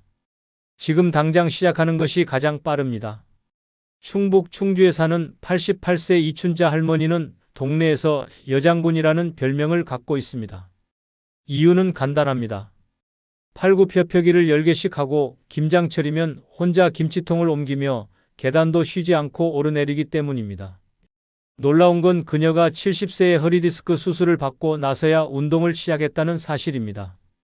그녀는 당시 병원에서 앞으로는 무거운 거 들지 마세요라는 말을 듣고 분노했습니다. 내가 내 손으로 평생 가족 먹여 살렸는데 이젠 뭘 못 들고 산단 말이냐는 생각에 바로 다음 날부터 공원 철봉을 잡기 시작했습니다. 처음엔 팔이 덜덜 떨리고 무릎이 후들거렸지만 포기하지 않고 매일 5분씩 10분씩 시간을 늘렸습니다. 10년이 지나자 이춘자 할머니는 80세 생일에 윗몸 일으키기를 20회 성공했고 지역 노인복지관에서 강의 요청까지 받았습니다. 더 놀라운 건 그녀의 딸 66세 박정임 씨가 무릎 관절염으로 걷기 힘들어졌을 때였습니다. 이춘자 할머니가 휠체어를 밀고 병원을 함께 다녔고 약도 챙기고 밥도 차려주었습니다. 사람들은 놀라며 말했습니다. 엄마가 딸 간병하는 세상이라더니 이건 진짜네요. 이춘자 할머니는 이렇게 말합니다. 나는 아프기 싫어서 운동했어. 근데 그게 내 자식을 도울 힘이 될 줄은 몰랐지. 늙어서도 자식 위해 할 수 있는 게 있다는 게 얼마나 기분 좋은지 몰라. 지금도 그녀는 매일 새벽 공원에서 스쿼트를 30개씩 하며 하루를 엽니다. 근력은 노년의 생명줄입니다. 건강한 노후는 복지제도보다, 의사보다 먼저 내 몸을 움직이는 데서 시작됩니다. 내 몸은 내 근육이 지켜야 합니다. 그리고 그 근육은 오늘 지금 앉았다 일어나는 그 한 번의 결심에서 만들어집니다. 곱게 늙는 방법. 네 번째는 웃음을 자주 짓는 긍정적인 마음가짐입니다. 웃음을 자주 짓는 긍정적인 마음가짐입니다. 노인이 노인을 간병하는 기막힌 장수시대, 그 안에서 살아남기 위한 가장 강력한 무기는 웃음입니다. 웃음은 단순한 표정이 아니라 생존을 위한 태도입니다. 우울한 표정으로 하루를 시작하면 몸은 뇌에 경고 신호를 보냅니다. 활력은 사라지고 면역은 떨어지며 근육도 기억력도 줄줄이 무너져 내립니다. 반대로 아침에 미소 한 번 짓는 것만으로도 뇌는 행복 호르몬을 분비하고 심장은 안정되고 장기들은 부드럽게 작동하기 시작합니다. 의학적으로도 웃음은 내장 마사지라고 불릴 정도로 전신 건강에 효과적입니다. 혈압이 안정되고 스트레스 호르몬이 줄어들며 우울증 예방에 탁월합니다. 그런데도 많은 노인들이 웃음을 잊고 삽니다. 나이 들수록 친구는 줄고 몸은 아프고 자식은 바쁘고 세상은 낯설어지며 입꼬리는 자연스레 내려갑니다. 그렇게 굳어버린 얼굴은 몸뿐 아니라 마음까지 병들게 합니다. 더 무서운 건 웃음을 잃은 얼굴로 하루를 보내는 시간이 쌓이면 뇌는 나는 불행하다고 착각하기 시작합니다. 치매 발병률은 높아지고 작은 통증에도 더 민감해지며 삶 자체가 무거워집니다. 반면 웃음을 자주 짓는 노인은 뇌회로가 더 많이 연결되어 뇌세포가 오래 살아남습니다. 실제 연구에 따르면 하루에 10번 이상 웃는 노인은 그렇지 않은 노인보다 치매 발생 확률이 30% 이상 낮다고 합니다. 긍정적인 마음은 타고나는 것이 아닙니다. 억지로라도 웃어보는 훈련에서 시작됩니다. 거울을 보고 웃고, 지나가는 사람에게 인사를 하며 웃고, TV를 보며 웃고, 심지어 밥을 먹을 때도 맛있다며 웃는 겁니다. 그렇게 만들어진 웃음은 결국 습관이 되고 그 습관이 뇌와 몸을 살립니다. 표정을 바꾸면 인생이 바뀐다는 말은 단순한 격언이 아닙니다. 과학적 진실입니다. 웃음은 인간관계에서도 절대적입니다. 찡그린 얼굴로 모임에 들어오면 사람들은 피하지만 환하게 웃으며 안녕하세요. 한마디 건네면 분위기는 순식간에 따뜻해집니다. 노년의 가장 큰 복은 사람 복입니다. 사람 복을 만드는 건 웃음입니다. 웃는 사람 옆에는 사람이 모이고 웃는 사람 곁에는 도움이 따라옵니다. 그래서 웃는 노인은 늙어도 외롭지 않고 힘들어도 무너지지 않으며 병들어도 버텨냅니다. 경기 고양시에 사는 87세 조영자 할머니는 동네에서 웃음 대장으로 불립니다. 그녀는 실버 요가반에서도 동네 마트에서도 병원 대기실에서도 항상 웃고 있습니다. 그래서 사람들은 그녀 곁에 앉고 싶어 하고 모임에도 그녀가 없으면 분위기가 싱겁다고 말합니다. 놀라운 건 그녀의 아들 김춘석 씨가 68세에 조기 치매 판정을 받았다는 사실입니다. 자식보다 더 오래, 더 건강하게 살아있는 현실에 조 할머니는 충격을 받았지만 그 순간에도 웃음을 놓지 않았습니다. 병원에서 의사가 아드님 상태가 점점 나빠질 수 있습니다라고 말했을 때 조 할머니는 눈물을 닦고 이렇게 말했습니다. 그러면 내가 웃어야죠. 내가 울면 아들도 무너지잖아요. 그녀는 지금도 아들의 이름을 매일 5번씩 크게 부릅니다. 춘서가 오늘 날씨 좋다 웃자 그렇게 말하면서 아들에게 억지로라도 입꼬리를 올려주고 손을 잡고 깔깔 웃으며 TV를 봅니다. 그 덕분인지 김 씨는 치매 진행이 느려졌고 아직도 어머니를 정확히 기억하며 우리 엄마는 참 웃기는 여자야라고 농담을 합니다. 동네 사람들은 조 할머니에게 비결이 뭐냐고 묻습니다. 그녀는 단호하게 말합니다. 비결? 그냥 웃어요. 웃으면 내가 살고 웃으면 자식도 살고 웃으면 병도 도망가요. 그렇게 말하며 또 호 웃는 그 얼굴은 주름 하나하나가 빛나 보입니다. 늙어도 곱게 늙는 사람은 웃는 사람입니다. 기운이 없을수록 웃어야 하고 아플수록 웃어야 하며 외로울수록 더 웃어야 합니다. 웃음은 얼굴의 화장이 아니라 인생의 생명줄입니다. 오늘도 거울 앞에서 웃어보는 그 3초가 내일을 살리는 힘이 됩니다. 곱게 늙는 방법 5번째는 음악을 듣고 따라 부르는 뇌 활성화 습관입니다. 음악을 듣고 따라 부르는 뇌 활성화 습관입니다. 지금 우리는 노인이 노인을 간병하는 시대를 살고 있습니다. 자식이 70이고 부모가 95인 시대, 그 중에서도 자식이 먼저 치매에 걸려 부모가 간병하는 기막힌 현실이 더 이상 드문 이야기가 아닙니다. 누구나 그렇게 늙어갈 수 있고 누구든 그렇게 무너질 수 있는 시대입니다. 이런 시대에서 뇌를 살리는 가장 쉽고 확실한 방법 중 하나는 바로 음악입니다. 특히 음악을 듣고 따라 부르는 습관은 뇌세포를 자극하고 기억 회로를 되살리는 두뇌 생명줄입니다. 음악은 단순히 귀를 즐겁게 하는 것이 아닙니다. 음악을 듣는 순간 뇌는 감각과 감정, 기억과 언어를 동시에 사용합니다. 이때 따라 부르면 언어 영역이 활성화되고 가사를 기억하려는 과정에서 해마가 작동하며 멜로디와 리듬을 익히는 과정에서 좌우뇌가 동시에 자극됩니다. 이처럼 음악을 듣고 따라 부르는 활동은 두뇌 전체를 깨우는 고도의 인지 활동입니다. 무서운 사실은 뇌는 사용하지 않으면 빠르게 썩는다는 점입니다. 3일간 말 한마디 안 하고 일주일간 감정을 표현하지 않으면 뇌는 점점 멈추는 법을 배우게 됩니다. 그렇게 굳어버린 뇌는 아무리 약을 써도 살아나기 힘듭니다. 하지만 음악은 그런 뇌를 다시 움직이게 만드는 기적의 도구입니다. 특히 추억이 담긴 옛 노래는 과거의 기억을 끌어올리며 잊고 있던 감정과 얼굴, 이야기들을 떠올리게 합니다. 실제로 치매 환자에게 가장 먼저 반응을 일으키는 자극은 노래입니다. 아무리 이름을 기억하지 못해도 찔레꽃 붉게 피는 남쪽 나라라는 멜로디 한 줄에 눈을 반짝이며 따라 부르는 어르신들이 많습니다. 그건 단순히 가사를 기억해서가 아니라 노래를 통해 삶의 조각들이 되살아나기 때문입니다. 노래는 잊었던 자아를 깨우고 관계를 회복시키며 무엇보다 내가 살아있구나를 느끼게 해줍니다. 하루에 딱 한 곡이라도 좋습니다.